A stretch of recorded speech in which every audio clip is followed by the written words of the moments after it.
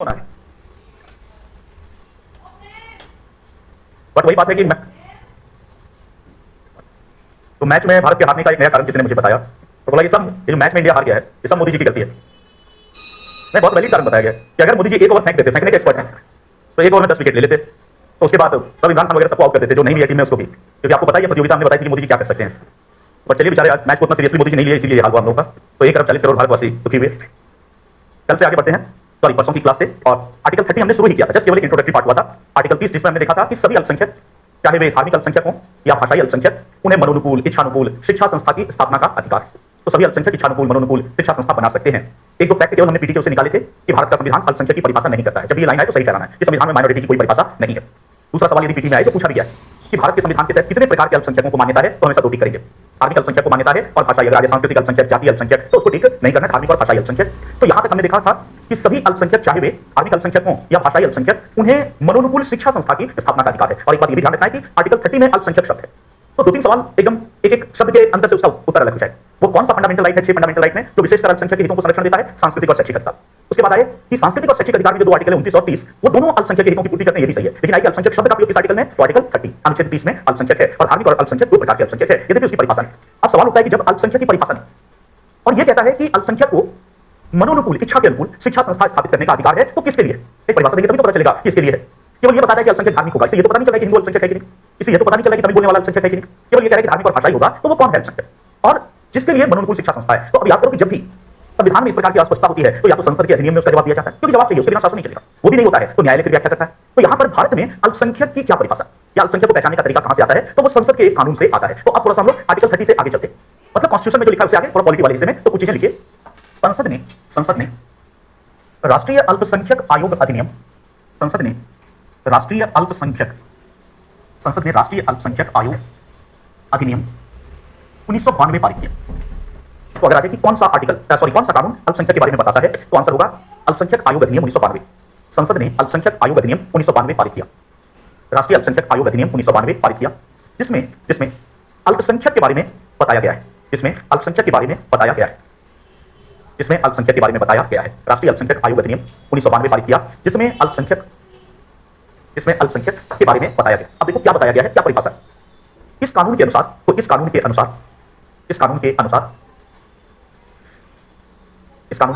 बहुसंख्यक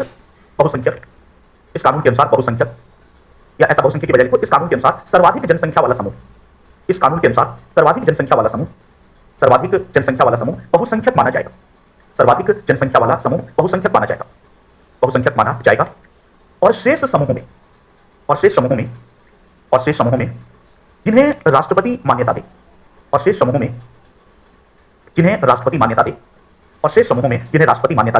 वे अल्पसंख्यक माने जाएंगे। और शेष समूहों में जिन्हें राष्ट्रपति मान्यता दे वे अल्पसंख्यक माने जाएंगे। इसका मतलब 1992 का राष्ट्रीय अल्पसंख्यक आयोग अधिनियम ये बताता है कि कौन अल्पसंख्यक है, कौन बहुसंख्यक। और जो फॉर्मूला देता है वो फॉर्मूला बहुत संतोषजनक नहीं है, इसलिए उस फॉर्मूले के खिलाफ अश्विनी कुमार नाम के एक पत्रकार है जिन्होंने जनहित याचिका भी दायर की गई है कि वो फॉर्मूला बदला जाए। पर देखो वो फॉर्मूला क्या है जो अभी चल रहा है माइनॉरिटी को लेकर।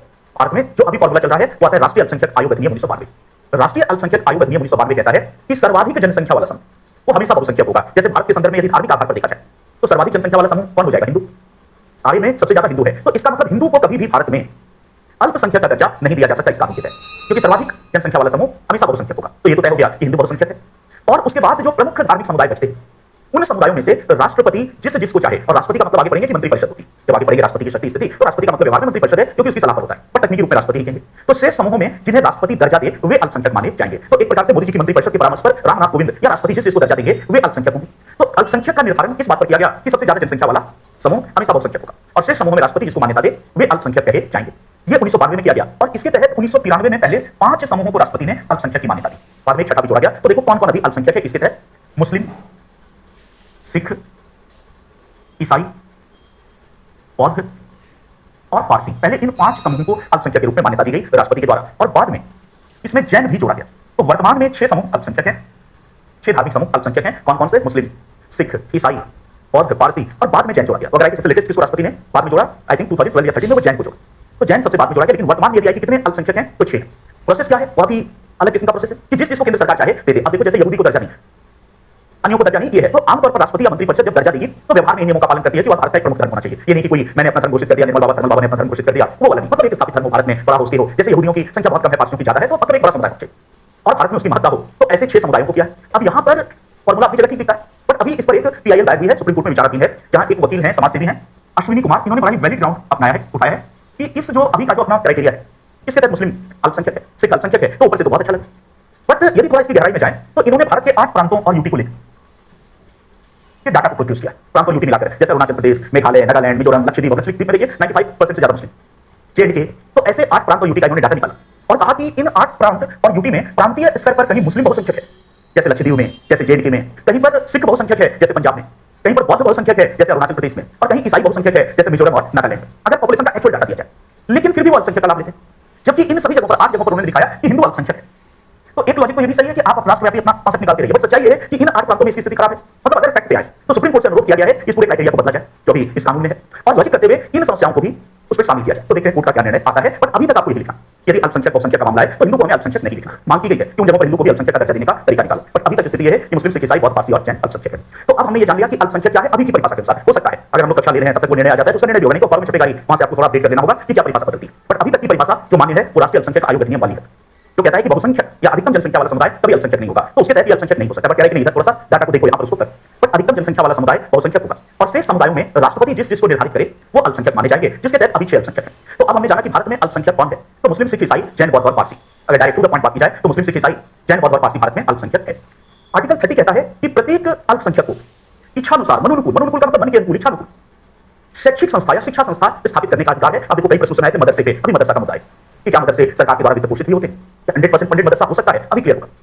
बट आर्टिकल 30 कहता है कि सभी धार्मिक अल्पसंख्यक को, इसका मतलब मुस्लिम को भी, सीधी सी बात है, अगर 1992 वाले कानून के तहत मुस्लिम को आपने अल्पसंख्यक का दर्जा दिया, क्योंकि सारा विवाद मदरसों को लेकर घूमता है, तो इसमें संवैधानिक दृष्टिकोण तो यही है कि मुस्लिम को भी मनुकुल शिक्षा संस्था स्थापित करने का अधिकार है, सिख को भी, ईसाई को भी, सबको जो भी अल्पसंख्यक है उसको इच्छानुसार, ये फंडामेंटल राइट है, ऐसा वैसा राइट नहीं।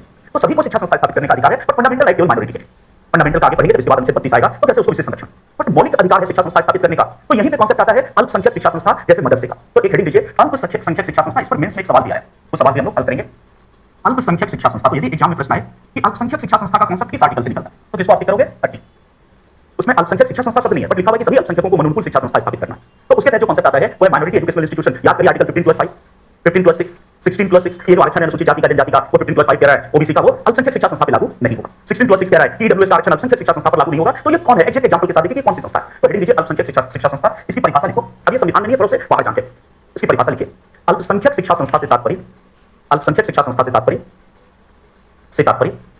ऐसी शिक्षा संस्था से है, अल्पसंख्यक शिक्षा संस्था से तात्पर्य ऐसी शिक्षा संस्था से है, ऐसी शिक्षा संस्था से है जो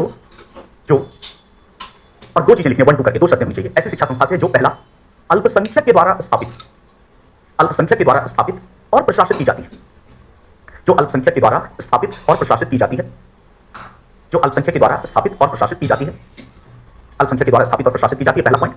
एवं सेकंड लिखो दूसरा, जो मुख्यतः अल्पसंख्यक वर्ग के शैक्षिक हितों को आगे बढ़ाने का कार्य करती है, जो मुख्यतः अल्पसंख्यक वर्ग के शैक्षिक हितों को आगे बढ़ाने का कार्य करती है, जो मुख्यतः अल्पसंख्यक वर्ग के शैक्षिक हितों को आगे बढ़ाने का कार्य करती है, जो मुख्यतः अल्पसंख्यक वर्ग के शैक्षिक हितों को आगे बढ़ाने का कार्य करती है। इसका मतलब आइए जानते हैं कि माइनॉरिटी एजुकेशनल इंस्टीट्यूशन क्या है। हमने 2 चीजें लिखी कि एक ऐसी शिक्षा संस्था जिसका पहला लक्षण हो कि वह अल्पसंख्यक के द्वारा स्थापित और प्रशासित हो, उसकी स्थापना किसी अल्पसंख्यक नहीं, अल्पसंख्यक का मतलब मुस्लिम, सिख, ईसाई, जैन और पारसी नहीं, और उसी के द्वारा वो चलाया जा रहा है।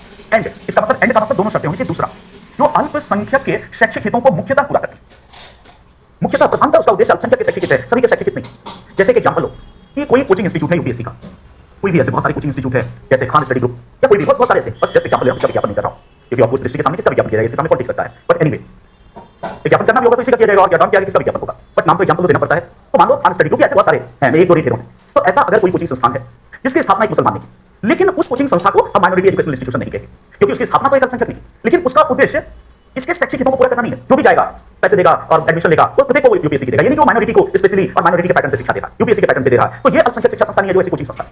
फिर इसमें कौन आई, इसके तहत आएगा मदरसे को हम किसमें रखेंगे, तो कोचिंग इंस्टीट्यूट जो किसी मुस्लिम के द्वारा बनाया गया वो अल्पसंख्यक शिक्षा संस्था नहीं, क्योंकि पहली शर्त पूरी कर रहा है, दूसरी शर्त नहीं कर रहा। लेकिन कोई मदरसा है, तो मदरसा जनरली कौन बनाता है, मुसलमान, और मदरसे का उद्देश्य मुस्लिम बच्चों को, मतलब अल्पसंख्यक को, और इस्लामी पद्धति पर शिक्षा देना। अब इस लिहाज से यदि संवैधानिक दृष्टिकोण देखा जाए, ध्यान रखना संविधान कई चीजों को सामान्य से थोड़ा अलग लगता है, बट ऐसा ही वही सत्य है कि यदि संवैधानिक दृष्टिकोण से देखा जाए तो मदरसे स्थापित करना मौलिक अधिकार, आर्टिकल 30 के नजरिए से यदि देखा जाए तो यह बात बिल्कुल स्पष्ट है कि मदरसा बनाना मौलिक अधिकार। इसीलिए हम देखते हैं कि मदरसे, कई बार आप यूपी के संदर्भ में खबर ज्यादा आजकल, क्योंकि सरकार बदलने से खबरें तो आएगी कि जब से यूपी की सरकार बनी तो कई मदरसों को सरकारी मदद रोक दी गई। ये खबरों में खूब पढ़ते थे कि फला फला इतने मदरसों को सरकारी मदद रोक दी गई। तो इसमें एक बहुत इंपॉर्टेंट लॉजिक छिपा हुआ है कि सरकारी मदद रोक दी गई, इसका मतलब मदद दी जा रही थी, इसका मतलब मदद दी जा रही थी तभी तो रोकी गई। तो ये ध्यान रखो कि मदरसे सरकारी मदद से भी चलते, कई बार मदरसे राज्य द्वारा वित्त पोषित भी हो सकते हैं, उसकी कोई रोक नहीं। इसलिए क्योंकि यदि मदरसे बना फंडामेंटल राइट है किसी का, तो फंडामेंटल राइट में लिखा हुआ है चाहे नहीं लिखा हुआ है, फिर भी राज्य का कर्तव्य तो बनता ही है कि राज्य यथासंभव उसको प्रमोट करे।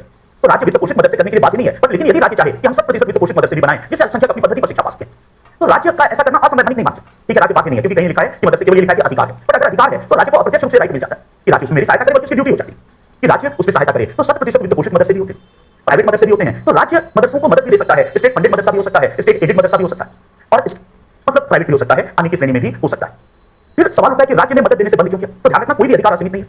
राज्य ने मदद देना शुरू किया और बाद में राज्य को ऐसा लगा कि इन मदरसों में सही वैज्ञानिक पाठ्यक्रम नहीं हो रहा है, मतलब इस्लामिक पद्धति के तहत शिक्षा होना चाहिए, लेकिन यदि वहां तालिबानी शिक्षा दी जाएगी, राज्य को ये एहसास होता है कि हमारे पैसे से ऐसा दे रहा है, तो राज्य मदद रोक सकता है। यदि प्राइवेट है तो राज्य उसको रोक सकता है, यदि वहां राज्य को ये लगे कि टेररिज्म की ट्रेनिंग दी जाए तो राज्य वहां रोक सकता है। बट इन जनरल, मैं कह रहा हूं इन जनरल, यदि मोदी सरकार एक आदेश जारी करवाए रामनाथ कोविंद के माध्यम से कि भारत में मदरसे नहीं बनाए जाएंगे, तो ये अधिकार नहीं टिक पाएगा न्यायालय।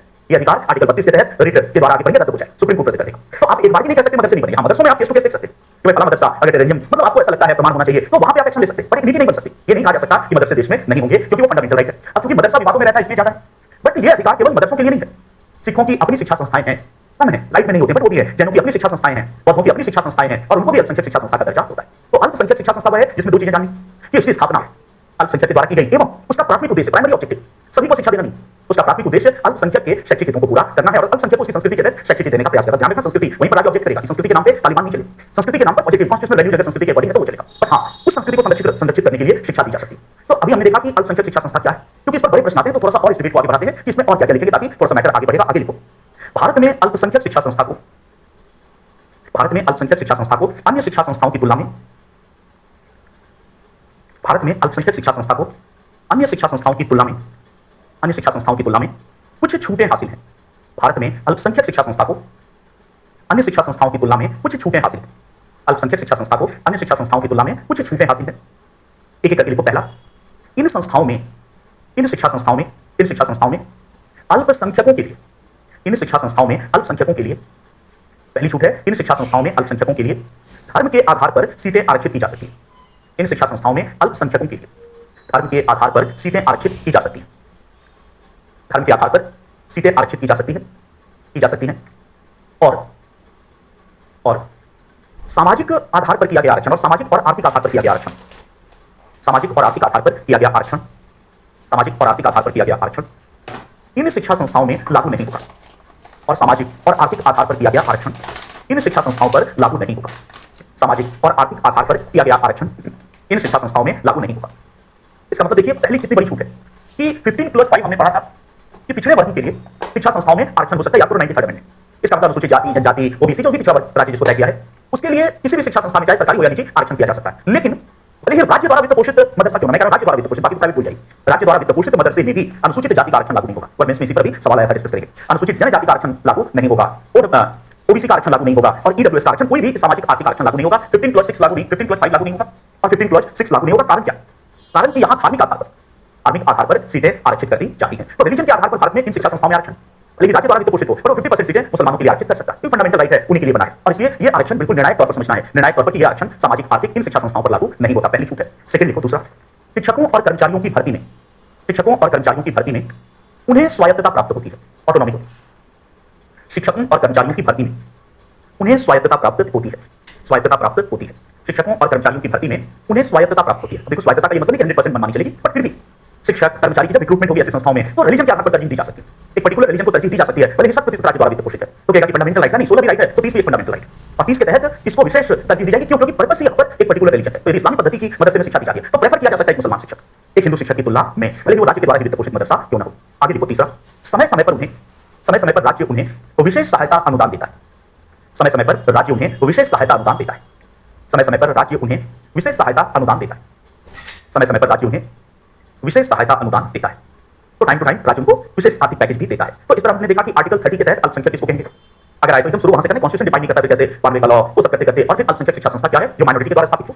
और विशेषकर माइनॉरिटी के शैक्षिक हितों को पूरा करता हो, इसलिए कोई कोचिंग संस्थान अगर है वो अल्पसंख्यक शिक्षा संस्थान नहीं है, भले उसको मुसलमान ने स्थापित किया।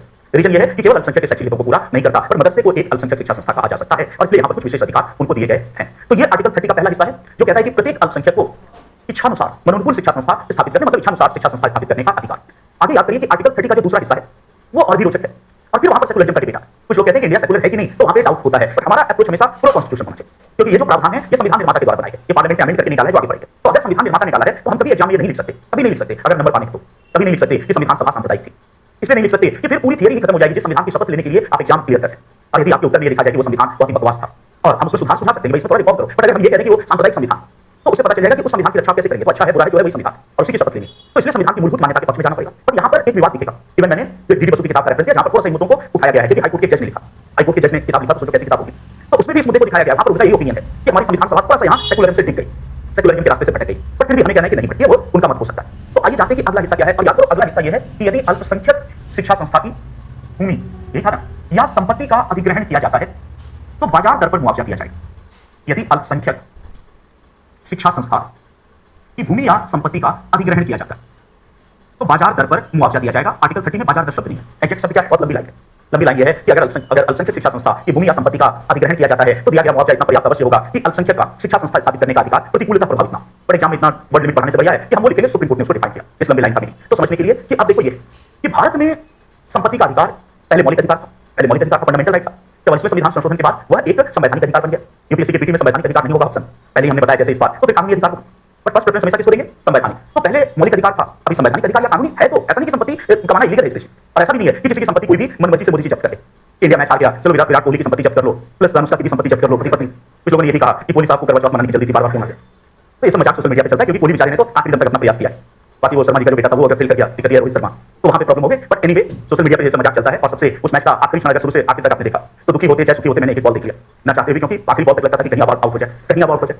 मतलब एक भारतीय की आकांक्षा कि कहीं आ जाए, कोई हैट्रिक ले ले, मेरे मन में यही विचार आता था कि वर्ल्ड कप में कोई ये बुमराह हैट्रिक ले ले, पर बुमराह भी वो सामने बुमराह बन के हो गया इस बार, कुछ उसमें मतलब दम नहीं दिखा। कल के मैच में ऐसा दिख रहा था जबकि कितना शानदार बॉलिंग करता है बुमराह, और ये सब कल दिख रहा था कि पता नहीं ये सब करवा चौथ मनाने में चले गए क्या, सबका फोन आ रहा है बार-बार, जल्दी मैच खत्म करो और तनाव में है, तो जो भी वो बाजार तक मुआवजा पे आ जाते हैं, इधर की बातें करते हैं। हाँ, तो भारत अच्छी संपत्ति से बात करी कि मोदी जी मनमाने तरीके से विराट कोहली या बुमराह की संपत्ति जब्त नहीं करवा सकते कि मैच हार गया जब्त कर लो। भाई मैच था, सीधी सी बात है। नेहरू जी ने कहा है कि play the game in the spirit of game, खेल को खेल की भावना से खेलो, एकदम सही। हम लोग खेल में जान लगा देते हैं, जान लगाना चाहिए जीतने की, पर भावनाओं में दर्शक कौन सा जान लगा रहा है, हमारे यहाँ दर्शक ज्यादा जान लगाता है। तमाम एक्सप्लेनेशन आते हैं, उसी में एक्सप्लेनेशन है कि मोदी जी दोषी, एक ओवर फेंक आती केवल वहां, तो इमरान खान भी बोल हो जाता है, टीम भी पूरी बोल हो जाए। तो संपत्ति रखना भले मौलिक अधिकार ना हो, फिर भी कानूनी संवैधानिक अधिकार तो है, लेकिन फिर भी भारत में संपत्ति का अधिकार असीमित नहीं है, और जनहित में किसी भी व्यक्ति की संपत्ति ली जा सकती है। जनहित में तो अगर पब्लिक इंटरेस्ट की रिक्वायरमेंट है तो किसी की भी संपत्ति ली जा सकती है। जैसे आप देखते हैं कि हाईवे बनता है तो किसानों की संपत्ति ली जाती है, किसी न किसी की जमीन तो रास्ते में आ ही रही है, तो ऐसा नहीं है कि संपत्ति का अधिकार असीमित है। जनहित में किसी की भी संपत्ति ली जा सकती है, लेकिन जब किसी की संपत्ति ली जाएगी तो उसको कंपेंसेशन दिया जाए, मुआवजा दिया जाए। तो ये भी बात है कि संपत्ति मेरी लोगे, अगर हाईवे में मेरी जमीन आ रही है तो मुआवजा देना पड़ेगा, बट मुआवजा कितना होगा यह तय करने का अधिकार अब राज्य को है। याद करो 44वें संशोधन के बाद आर्टिकल 31 में जो पर्याप्त मुआवजा था वो आर्टिकल नहीं हटा दिया। पहले था कि पर्याप्त मुआवजा और विधि के प्राधिकार के बिना संपत्ति नहीं ली जाएगी, पर्याप्त मुआवजा दिया जाए, तो उससे दिक्कत आ रही थी भूमि सुधार आदि में, तो उसको हटा दिया। तो अब पर्याप्त मुआवजा का कॉन्सेप्ट नहीं, बट अभी ये चीज है कि आर्टिकल 300A में 300A में अभी लाइन है कि विधि के प्राधिकार के बिना किसी भी व्यक्ति शब्द है तो नागरिक विदेशी सबके लिए विधि के प्राधिकार के बिना किसी भी व्यक्ति की संपत्ति नहीं ली जा सकती। तो जब तक लॉ ना हो तब तक संपत्ति नहीं ले सकते, कानूनी तरीके से ही ले सकते हैं, मनमाने तरीके से नहीं ले सकते। लेकिन इसमें यह चीज अंतर्निहित है कि किसी की भी संपत्ति इस देश में ली जा सकती, और जो लॉ है वो कहता है जनहित में ली जाएगी, तो व्यक्तिगत कारणों से नहीं ली जाएगी, हाईवे बनना है तो लिया जा सकता है। और जब संपत्ति ली जाएगी तो मुआवजा देना होगा, लेकिन मुआवजा राज्य तय करता है।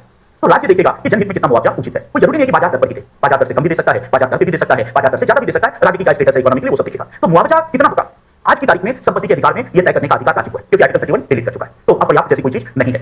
लेकिन यहां पर इसका यह अपवाद निकल कर आता है कि भारत में यदि किसी अल्पसंख्यक शिक्षा संस्था की भूमि या संपत्ति का अधिग्रहण किया जाएगा तो बाजार दर पर मुआवजा दिया जाए। इसका मतलब देखो यहीं पर विवाद पैदा होता है कि दो शिक्षा संस्थाएं हैं, एक शिक्षा संस्था ऐसी है जो अल्पसंख्यक की नहीं है, सामान्य है, और एक दूसरी शिक्षा संस्था है जो मदरसा है। और मान लीजिए कि एक सड़क है, चौराहा है, सड़क का बहुत ही व्यस्त चौराहा है, और उस चौराहे के एक ओर एक सामान्य शिक्षा संस्था है, उसका प्लेग्राउंड है, और दूसरी ओर एक मदरसा है, उसका प्लेग्राउंड है। तो दोनों शिक्षा संस्था, लेकिन उस व्यस्त चौराहे पर प्रतिदिन जाम लगता है, एक घंटे 2 घंटे ट्रैफिक जाम लगता है। इंजीनियर्स बुलाए जाते हैं कि भाई कैसे जाम की समस्या का हल निकलेगा, तो इंजीनियर कहते हैं एक ही रास्ता है, ये जो मदरसे का प्लेग्राउंड है ये भी लेना पड़ेगा, और ये जो इधर सामान्य शिक्षा संस्था है इसका भी प्लेग्राउंड लेना पड़ेगा, और दोनों को लेकर फ्लाईओवर बना देंगे। जैसे ही फ्लाईओवर बनेगा जाम की समस्या से निजात मिल जाएगा। तो अब जनहित में मदरसे की जमीन लेना भी जरूरी है, अल्पसंख्यक, और जनहित में एक सामान्य शिक्षा संस्था की जमीन लेना भी जरूरी है, लेकिन संवैधानिक तौर पर दोनों के स्टेटस में अंतर हो जाएगा।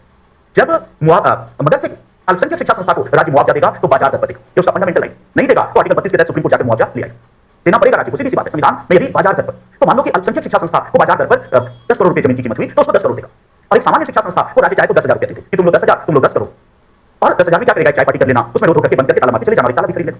और किसको कहेगा कि तुम 10 करोड़, ताकि इसी के इक्विवेलेंट जगह पर जमीन खरीदो, एकदम ऐसी प्राइम जगह पे इतना ही महंगा जमीन खरीदो, ऐसे ही लोकेशन पे, और फिर से अपना मदरसा बनाओ, और दूसरे को कहेगा कि तुम अपना बंद करके जाओ, क्योंकि 10,000 रुपये में कुछ नहीं होगा।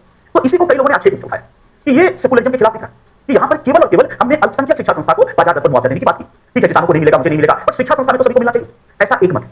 इसलिए आप देखेंगे कि डीडी बसु ने लिखा है कि शिक्षा चाहे गंगा से आए चाहे वोल्गा से आए वह उतनी ही पवित्र है। मतलब लाक्ष्मी कथन कितना बढ़िया लिखा है कि शिक्षा चाहे गंगा से आए चाहे वोल्गा से आए वह उतनी ही पवित्र है। वोल्गा रूस की नदी है, गंगा हमारी नदी है। तो जस्ट लिखा है कि पानी गंगा का हो वोल्गा का हो वो उतना ही बढ़िया है। तो शिक्षा चाहे सामान्य शिक्षा दे रहा हो चाहे अल्पसंख्यक शिक्षा, तो शिक्षा में क्या रिलीजन घुसेड़ना। लेकिन वो कहते हैं कि हमारी संविधान सभा ने शिक्षा में रिलीजन घुसेड़ दी, क्योंकि ये संविधान सभा की थी। लेकिन हमें कहना नहीं, हमारी संविधान सभा सांप्रदायिक नहीं थी, फिर ऐसा क्यों? तो हम फिर इसका एक्सप्लेनेशन तो देना ही पड़ेगा। अब फिर मैं कह रहा हूं कि पॉलिटी एक ऐसा विषय जिसमें मत वैज्ञानिक की गुंजाइश रहती है। मैं ये नहीं कह रहा हूं कि जो मैं कह रहा हूं वही 100% सत्य है, और हमेशा जानना है गिवन द सिचुएशन जो एग्जाम के लिए तैयारी करनी है वो वाला मामला है, संघ लोक सेवा आयोग गोला काला करना। तो उसके अकॉर्डिंग हम अपनी तैयारी को जारी रखें, तो हमारे हिसाब से हमें थोड़ा सा संविधान सम्मत भी लेना पड़ेगा। बाकी जब हम रिसर्च की बात करेंगे तो ऑफकोर्स वहां पर बड़े-बड़े आर्टिकल तो न्यायाधीश ने लिख दिया, भाई अपनी किताब में मनवा लिख दिया, पर फिर भी वो भी हमने नहीं लेना, जानना चाहिए।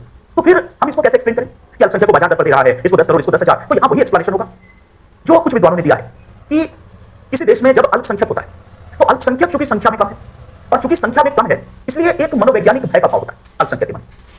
ये नेहरू जी ने अपनी किताब में डिस्कवरी ऑफ इंडिया, उनकी किताब का नाम है, उस पे सीरियल भी बहुत बढ़िया बना था, भारत को श्याम देने के लिए भी दूरदर्शन पे मिलेगा, भी कोविड में उसका सारा एपिसोड बैठ के फिर से देखिए।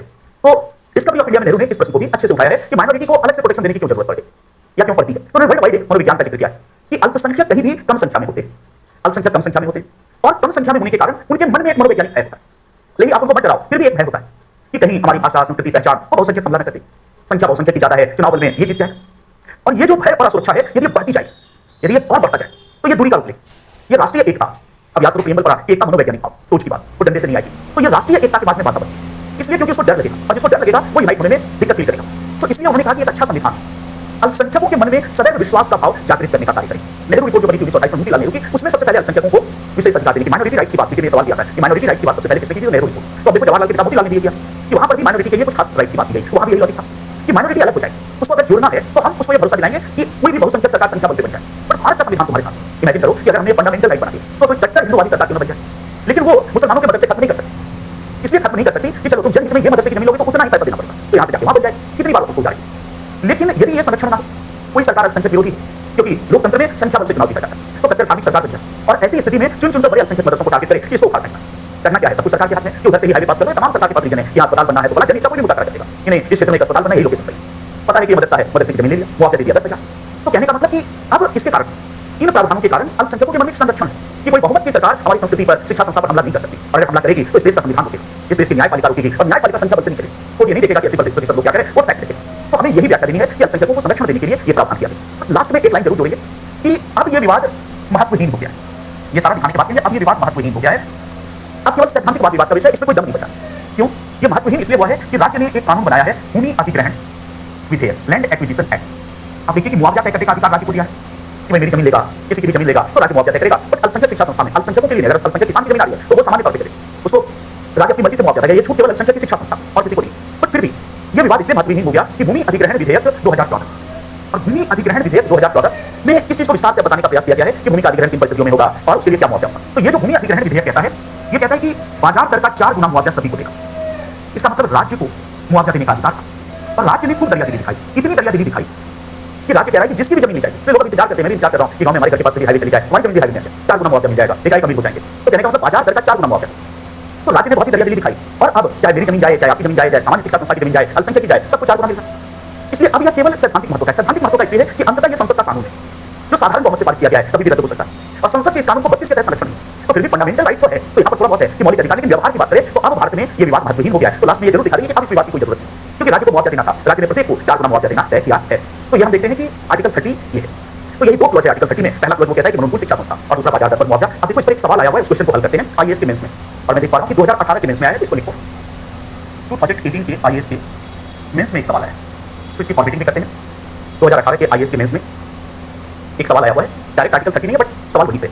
इसको लिखिए सवाल को, क्या राष्ट्रीय अनुसूचित जाति आयोग, क्या राष्ट्रीय अनुसूचित जाति आयोग, national commission for scheduled caste, क्या राष्ट्रीय अनुसूचित जाति आयोग, क्या राष्ट्रीय अनुसूचित जाति आयोग धार्मिक अल्पसंख्यक संस्थानों में, धार्मिक अल्पसंख्यक संस्थानों में, या राष्ट्रीय अनुसूचित जाति आयोग धार्मिक अल्पसंख्यक संस्थानों में अनुसूचित जातियों के लिए, अनुसूचित जातियों के लिए, अनुसूचित जातियों के लिए संवैधानिक आरक्षण के क्रियान्वयन, अनुसूचित जातियों के लिए संवैधानिक आरक्षण के क्रियान्वयन का प्रवर्तन करा सकता है। क्रियान्वयन का प्रवर्तन करा सकता है, संवैधानिक आरक्षण के क्रियान्वयन का प्रवर्तन करा सकता है क्वेश्चन मार्क। अब देखो हिंदी में कितना जटिल बना दिया है, क्रियान्वयन और प्रवर्तन एक ही होता है, तो एक ही शब्द यूज करना था ट्रांसलेटर को, पर हिंदी मीडियम का ट्रांसलेटर है, गूगल से कुछ भी उठा करके कर देता है। इसलिए हम देखते हैं कि स्टील प्लांट का ट्रांसलेशन हो जाता है इस्पात का पौधा। और अभी पॉलिटी में एक एक करके क्वेश्चन आएंगे कि कैसे कैसे डिफिकल्ट वर्ड है प्रत्याख्यान। अभी मैं अगर पूछूं कि बताओ प्रत्याख्यान का क्या मतलब है, किसी को पता प्रत्याख्यान का मतलब, यूपीएससी में ये वर्ड यूज हुआ है, पॉलिटी में आगे सवाल आएगा राष्ट्रपति टॉपिक में प्रत्याख्यान, तो ऐसे ऐसे डिफिकल्ट शब्द डाल देता है। इसलिए मैं सबसे रिक्वेस्ट करता हूं हिंदी वालों से कि ठीक है अंग्रेजी विदेशी भाषा है, पर उससे वैर मत रहिए, जल में रहते मगर से वैर नहीं किया जा सकता, भारत में रहते अंग्रेजी से झगड़ा नहीं किया जा सकता।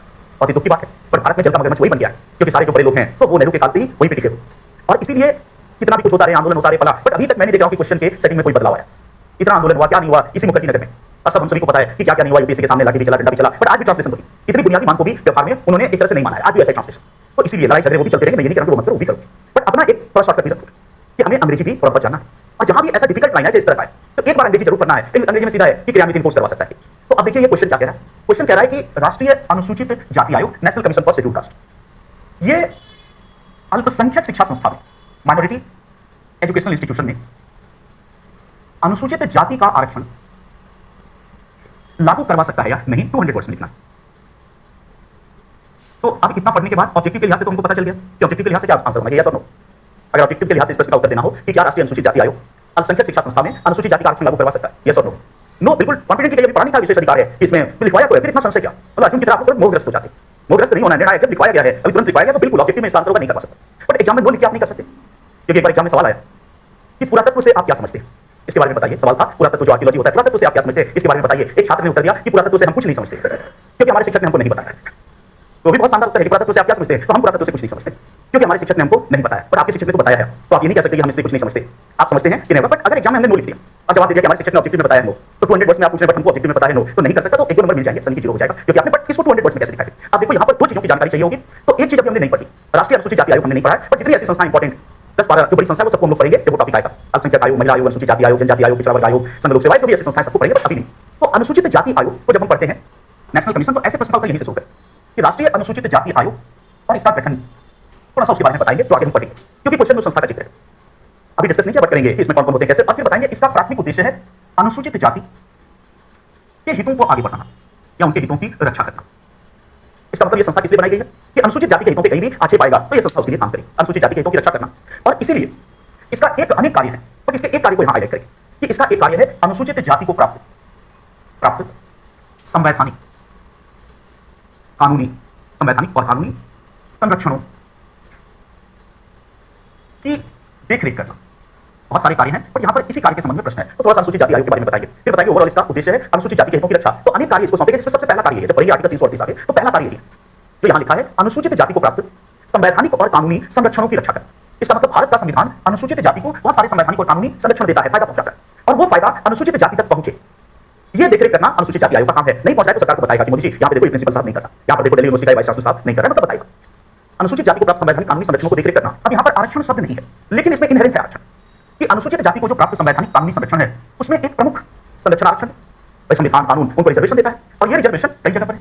ये रिजर्वेशन शिक्षा संस्था में भी है, तो ये सब दिखाएंगे कि शिक्षा संस्था में, ये रिजर्वेशन सेवा में, ये रिजर्वेशन संसद और विधानमंडल में याद करो जब चुनाव लड़ता है, और ये रिजर्वेशन पंचायत में भी है, पंचायत नगर पालिका, तो कई लेवल पर उनको रिजर्वेशन। जैसे शिक्षा संस्था में 15+5 याद करें, सेवाओं में वहां पर भी 16+4 याद था, उसमें भी 15+4 भी आएगा, 16+4 सब आएगा सेवा में, बहुत सारे ऐसे आर्टिकल हैं। संसद में आरक्षण, विधानसभा के चुनाव में आरक्षण है, पंचायत में ये सारा दिखाएंगे, क्योंकि 200 वर्ड्स में लिखा। इसका मतलब कि यहां पे अगर हम देखें तो ये भी एक ड्यूटी है। सबका सारांश क्या निकला कि शिक्षा संस्था में अनुसूचित जाति का आरक्षण सही तरीके से लागू, ये देखरेख करना किसका कार्य है, राष्ट्रीय अनुसूचित जाति आयोग। और इसके लिए संस्थाओं का दौरा भी करता है। अगर इसको शिकायत मिले कि दिल्ली यूनिवर्सिटी में कुछ टीचर जाकर कंप्लेंट करे कि अनुसूचित जाति का फला कॉलेज या फला डिपार्टमेंट नहीं कर रहा है, तो वहां विजिट करेगी, उसकी टीम सारा डाटा मंगाएगी, देखेगी, उसको निर्देश देगी, बाकी आगे देखेंगे कि क्या क्या कर सकते हैं, बट देख रहे उस पर एक्शन ले, उसको निर्देश आदि देगा कि भाई ऐसा करो, क्योंकि संवैधानिक कानूनी संरक्षण है। लेकिन अब प्रश्न ये है यहाँ पर कि क्या अल्पसंख्यक शिक्षा संस्था के संदर्भ में ऐसा किया जा सकता है, तो पहला हिस्सा उत्तर का यहाँ तक होगा। पहला हिस्सा किससे रिलेटेड होगा, राष्ट्रीय अनुसूचित जाति आयोग का थोड़ा सा गठन, फिर उसको प्राप्त उद्देश्य और ये उद्देश्य में ये सब। उसके बाद उत्तर का दूसरा शिक्षा होगा, उत्तर का दूसरा हिस्सा होगा अल्पसंख्यक शिक्षा संस्था से। आंसर का दूसरा हिस्सा में बताएंगे कि दूसरी ओर अल्पसंख्यक शिक्षा संस्था से संबंधित प्रावधान आर्टिकल 30 में, तो 338 वाला मामला इधर है अनुसूचित जाति आयोग, और दिखाएंगे अल्पसंख्यक शिक्षा संस्था से संबंधित आर्टिकल 30 है, जिसमें बताएंगे कि मनोनुकूल शिक्षा संस्था स्थापित करने का अधिकार, जो भी हमने पढ़ा। बताएंगे किसके तहत अल्पसंख्यक शिक्षा संस्था बनेगी, अल्पसंख्यक शिक्षा संस्था बनेगी, अल्पसंख्यक शिक्षा संस्था आर्टिकल 30 में, मनोनुकूल शिक्षा संस्था उसके तहत अल्पसंख्यक शिक्षा संस्था स्थापित करना मौलिक अधिकार। और फिर दिखाएंगे कि अल्पसंख्यक शिक्षा संस्था को भी विशेष संरक्षण है, तो यहाँ दो संरक्षित वर्ग आ गए, अनुसूचित जाति भी अगर संरक्षित है तो इसके भी हितों का संरक्षण, दोनों में से कोई भी सामान्य नहीं है जिसके खिलाफ है, दोनों अपनी जगह संरक्षित है, तो इसको भी विशेष संरक्षण। और उस विशेष संरक्षण के तहत है कि धार्मिक सीटें, धर्म के आधार पर सीटें आरक्षित होंगी या धर्म के आधार पर आरक्षण। और इसीलिए यहां पर हम कहेंगे कि अनुसूचित जाति का आरक्षण नहीं हो सकता, अनुसूचित जाति का आरक्षण नहीं होगा। और तब लास्ट में ये सारा डिबेट दिखाकर दिखाएंगे कि अनुसूचित जाति आयोग नहीं कर सकता। तो पहले हिस्से में आपको अनुसूचित जाति आयोग दिखाना, उसका गठन, उसका उद्देश्य, फिर उसमें फोकस किस पॉइंट पे करना है। कई कार्य हैं जो आगे बढ़ेंगे, बट इस कार्य को फोकस करना। संवैधानिक कानूनी संरक्षण जिसके तहत ये आरक्षण, इसमें किसी पे आ जाएगी तो अनुसूचित जाति आयोग है। फिर आ जाएंगे कि हर जगह वो आएगा लेकिन यहां नहीं आ सकता, क्योंकि ये भी एक फंडामेंटल राइट है 30 के तहत अल्पसंख्यक शिक्षा संस्था, और जहां उसको धर्म के आधार पर आरक्षण का अधिकार, और जो कि धर्म के आधार पर आरक्षण है, इसलिए अनुसूचित जाति, अब यहां अनुसूचित जाति आयोग, अनुसूचित जनजाति आयोग होगा तभी वही उतरेगा। ओबीसी जो भी कोई भी आरक्षण यहां पर लागू ईडब्ल्यूएस उसका भी लागू नहीं, क्यों? क्योंकि ऑलरेडी यहां धार्मिक आधार पर आरक्षण का प्रावधान है। तो लास्ट में ये दोनों को कोरिलेट करके आखिर में कंक्लूजन दिखाएंगे कि इस प्रकार संवैधानिक स्थिति है कि अनुसूचित जाति आयोग अल्पसंख्यक शिक्षा संस्था अनुसूचित जाति के लिए आरक्षण लागू करने का निर्देश नहीं दे सकता, वो उसकी जुरिस्डिक्शन में नहीं। और अगर वो देगा तो अल्पसंख्यक शिक्षा संस्था उसको मानने के लिए बाध्य नहीं है, वो कहेगा कि आपकी जुरिस्डिक्शन में नहीं, बाकी आप, तो कहने का मतलब उसकी पावर नहीं है। तो इस तरह से कितना बढ़िया सवाल, और प्री में आए तो उसका आंसर होगा। तो यहां पे आकर हमने पांचवां फंडामेंटल राइट पढ़ा, शैक्षिक और सांस्कृतिक अधिकार। उसके बाद छठा फंडामेंटल राइट सबसे इंपॉर्टेंट है। यहाँ 5 प्रकार के राइट पढ़ेंगे, बंदी प्रत्यक्षीकरण और परमादेश, बहुत मजेदार। बट उससे पहले मैं फटाफट देख लूं, बट इतनी सारी चीजें कि बहुत समय बर्बाद होता है, जो रेलेवेंट होगा वही मैं देखूंगा। न्यायालय बिल्कुल मूल ढांचे पर विचार कर सकता है, मैंने पहले भी बताया कि मूल ढांचे पर न्यायालय विचार कर सकता है, उस सिद्धांत को रद्द भी कर सकता है। तो राज्य ऐसा कोई कर नहीं लगाएगा जिससे प्राप्त है। अब ऐसे कर कौन से, कोई भी ऐसा कर हो सकता है जिससे प्राप्त है, या सभी कर भी। मान लो कि एक टैक्स ऐसा लगा है कि ये टैक्स मदरसे के लिए, तो केवल मदरसे के लिए टैक्स नहीं लग सकता। आगे प्रश्न को हमने देख ही दिया कि भाई जैन वाला और प्लस वो सब। तो मुस्लिम महिलाओं को मस्जिद में नमाज क्यों नहीं पढ़ने दिया जाता?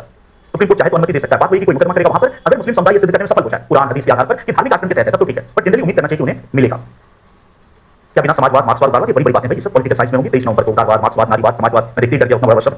तो ये सब होगा, वहां पे होगा 23 नवंबर से जब शुरू करेंगे वहां होगा। जीवन के अधिकार और लिंग के आधार पर भेदभाव में किसे वरीयता दी जा सकती है, जैसा कि संतारा। देखो ये तो कोर्ट की तय करेगा कि वो किसको वरीयता देता है, हाई कोर्ट ने। तो उसके सामने क्या प्रमाण लाए जाते हैं, ये न्यायालय, मैं कैसे बता सकता हूं कि कोर्ट किसको वरीयता देगा? सिचुएशन देखकर वो उसके हिसाब से वरीयता देगा। तो मैं भी जज बन जाता। फिर संवैधानिक दृष्टि से भारत समरूपता का देश नहीं है, भारत एक बहुलवाद का देश है। एकदम सही, समरूपता का मतलब सब एक है, तो सब एक ही भाषा बोलेंगे, सबका एक ही रिलीजन होगा, सबकी एक ही क्षेत्र होगा, एक ही पर्व त्योहार होगा, बट ऐसा है नहीं है। बहुलवाद का मतलब कि हमारे आपके सबके पर्व त्योहार आदि अलग अलग होंगे। तो फटाफट में देख लूं, शर्मनाक हार के बाद लोग बड़े आहत हैं, पढ़ाई पर ध्यान केंद्रित नहीं हो रहा है, तो मैं इतना कहूंगा कंट्रोल कंट्रोल।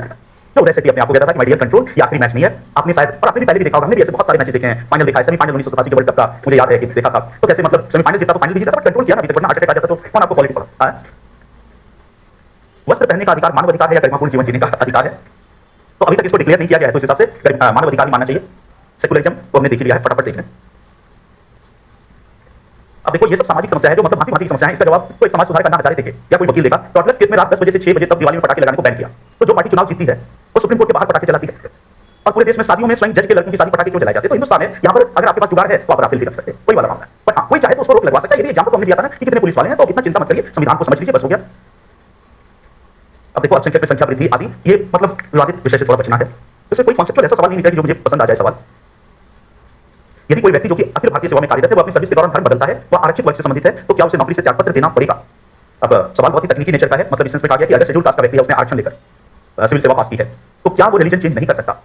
सिविल सेवा की नियमावली, मुझे भी इस मुद्दे पे पता नहीं है, सच्चाई है, बहुत ईमानदारी से मैं यहाँ पर अपनी ज्ञान की कमी को स्वीकार करता हूं कि मुझे भी पता नहीं है कि नियमावली क्या कहती है सिविल सेवा की, क्योंकि सिविल सेवाएं अपनी नियमावली से चलेंगी, तो उसको चेक कर लेंगे। 12 घंटे नींद आती है और पेरोल लेने पर 14 घंटे नींद आती है, क्या करें? तो मैं एक ही बात कहूंगा कि 14 घंटे नींद आती है तो 18 घंटे सो जाओ, 3-4 दिन नींद आना बंद हो जाएगा। आर्टिकल 29 और 30 में क्या अंतर है? इतना पढ़ने के बाद अब ये भी बचा हुआ है कि 29 सेपरेट पढ़ा, भाषा, लिपि, संस्कृति, ये अनुकूल शिक्षा संस्था।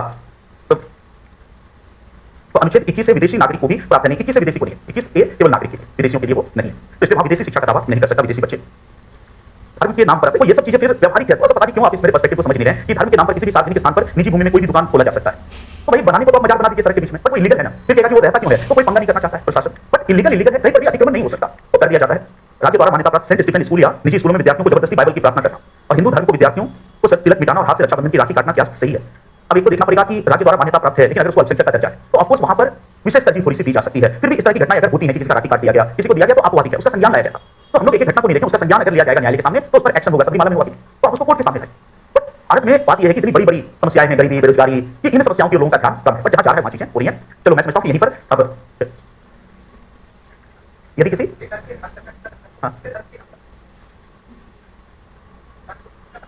अब देखिए कि अल्पसंख्यक शिक्षा संस्था यदि राज्य द्वारा वित्त पोषित है तो उसमें नियम यह है कि 50% तक आरक्षण हो सकता है। यदि राज्य द्वारा वित्त पोषित है तो वहां पर तो 50% तक आरक्षण कर लीजिए, 50% में दूसरे को देना पड़ेगा। और जो राज्य द्वारा वित्त पोषित नहीं है और पूर्णतः निजी मदरसा है, ऑफकोर्स वो किसी के भी प्राइवेट स्कूल की तरह है, तो वहां पर वो अपनी इच्छा कर सकता है। पर राज्य द्वारा वित्त पोषित में अगर वो 100% राज्य की संस्था वित्त पोषित है तो 50% मैक्सिमम वहां धार्मिक आरक्षण होगा, तो अन्यों को देना पड़ेगा उस 50% पे।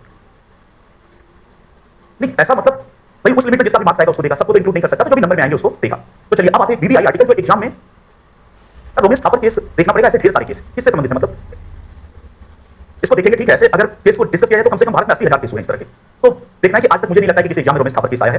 तो उसको देखना है तो ठीक है, बाहर मेरे से पूछ लेना, उसको डिस्कस कर लेंगे, ठीक है। बट यहाँ पर बड़े तो चलो अब मैं क्रेडिट नहीं करूँगा क्योंकि बहुत हम लोग लेट चल रहे हैं, अभी तक में हमारा फंडामेंटल ये सब पूरा होना चाहिए। बट लिवरेज देने का और रिलैक्स होकर ले चलने का ये मतलब नहीं कि हम लोग रास्ते से भटक जाएं, पथभ्रष्ट कभी नहीं होना। अगर पथभ्रष्ट आप होते हैं तो जिम्मेदारी मेरी की बनेगी, क्योंकि पथप्रदर्शक यहाँ पर मैं ही हूँ। तो अब आते हैं आर्टिकल 32 और छठा मौलिक अधिकार को लिखो, संवैधानिक उपचारों का अधिकार बीबीआई है। ऐसा कोई साइड एग्जाम ना हो जिसमें इस पर सवाल नहीं आया, और बहुत ही मजा आएगा, बहुत मजेदार है अगर इसको ठीक से समझेंगे। संवैधानिक उपचारों का अधिकार, राइट टू कॉन्स्टिट्यूशनल रेमेडीज, और एक ही आर्टिकल है 32। छठा मौलिक अधिकार संवैधानिक उपचारों का अधिकार, राइट टू कॉन्स्टिट्यूशनल रेमेडीज, संवैधानिक उपचारों का अधिकार, right to constitutional remedies, article 32 अनुच्छेद 32। अच्छा 31 डिलीट हो गया, तो इसलिए हम लोग 30 से 32 पे आगे देखेंगे। 31 बीसी मिलेगा, वो सब अलग चीजें, वो नीति निर्देश कहीं गई, बट जो संपत्ति वाला अधिकार था पांचवा वो डिलीट हो चुका है। तो उसके बाद छठा अधिकार लिखिए, संवैधानिक उपचारों का अधिकार, राइट टू कॉन्स्टिट्यूशनल रेमेडीज। पहले इसको लिखते हैं कि ये क्या है, बट उससे पहले कुछ फैक्ट्स लिखो। डॉक्टर अंबेडकर ने आर्टिकल 32 को भारतीय संविधान की आत्मा कहा है। डॉक्टर अंबेडकर ने आर्टिकल 32 को, अनुच्छेद 32 को भारतीय संविधान की आत्मा कहा है। डॉक्टर अंबेडकर ने आर्टिकल 32 को भारत के संविधान की आत्मा कहा है, भारत के संविधान की आत्मा कहा है। तो अब यहां एक पीटी का प्रश्न तो यहीं से निकलेगा कि आत्मा क्या है, तो प्रस्ताव। लेकिन अगर है कि 32 को किसने आत्मा कहा, तो डॉक्टर अंबेडकर ने, और एक लॉजिक से ये भी समझ में आएगा कि क्यों आत्मा है, इसका महत्व, इसका भी आत्मा की बात है कि ये ना हो तो पूरा संविधान ही बेकार। तो आइए जानते हैं आर्टिकल 32 क्या है, इसको लिखो। अनुच्छेद 32 के अनुसार यदि किसी व्यक्ति के मौलिक अधिकारों का उल्लंघन होता है, यदि किसी व्यक्ति के मौलिक अधिकारों का उल्लंघन होता है, यदि किसी व्यक्ति के मौलिक अधिकारों का उल्लंघन होता है, यदि किसी व्यक्ति के मौलिक अधिकारों का उल्लंघन होता है, तो वह सीधे सर्वोच्च न्यायालय जा सकता है। यदि किसी व्यक्ति के मौलिक अधिकारों का उल्लंघन होता है, यदि किसी व्यक्ति के मौलिक अधिकारों का उल्लंघन होता है, तो वह सीधे सर्वोच्च न्यायालय जा सकता है, तो वह सीधे सर्वोच्च न्यायालय जा सकता है। और न्यायालय 5 प्रकार के रिट, और न्यायालय 5 प्रकार के रिट, और न्यायालय 5 प्रकार के रिट जारी करके, न्यायालय 5 प्रकार के रिट जारी करके, हिंदी में भी रिट लिखेंगे, अंग्रेजी में भी WRIT, और न्यायालय 5 प्रकार के रिट जारी करके मौलिक अधिकारों को लागू करता है। और न्यायालय 5 प्रकार के रिट जारी करके मौलिक अधिकारों को लागू करता है। 5 प्रकार के रिट जारी करके मौलिक अधिकारों को लागू करता है। एक एक करके रिट का नाम पहले लिखो। पहली रिट है बंदी प्रत्यक्षीकरण, बंदी प्रत्यक्षीकरण, पहली रिट है बंदी प्रत्यक्षीकरण, इंग्लिश में कहते हैं हैबियस कॉर्पस, हैबियस कॉर्पस, बंदी प्रत्यक्षीकरण, और लैटिन शब्द भी चल रहा है हैबियस कॉर्पस। तो 5 प्रकार के रिट होते हैं। पहला रिट है बंदी प्रत्यक्षीकरण, इंग्लिश में याद रखना है हैबियस कॉर्पस। दूसरी रिट है परमादेश, और अंग्रेजी इसकी होगी मैंडेमस। दूसरी रिट है परमादेश, अंग्रेजी में कहेंगे मैंडेमस। तो बंदी प्रत्यक्षीकरण, हैबियस कॉर्पस, दूसरा परमादेश या मैंडेमस। तीसरी रिट है प्रतिषेध, प्रतिषेध इंग्लिश में कहते हैं प्रोहिबिशन, प्रतिषेध या प्रोहिबिशन। चौथी रिट है उत्प्रेषण, उत्प्रेषण इंग्लिश में कहते हैं सर्श्योरिटी, CERTIORARI, सर्श्योरिटी।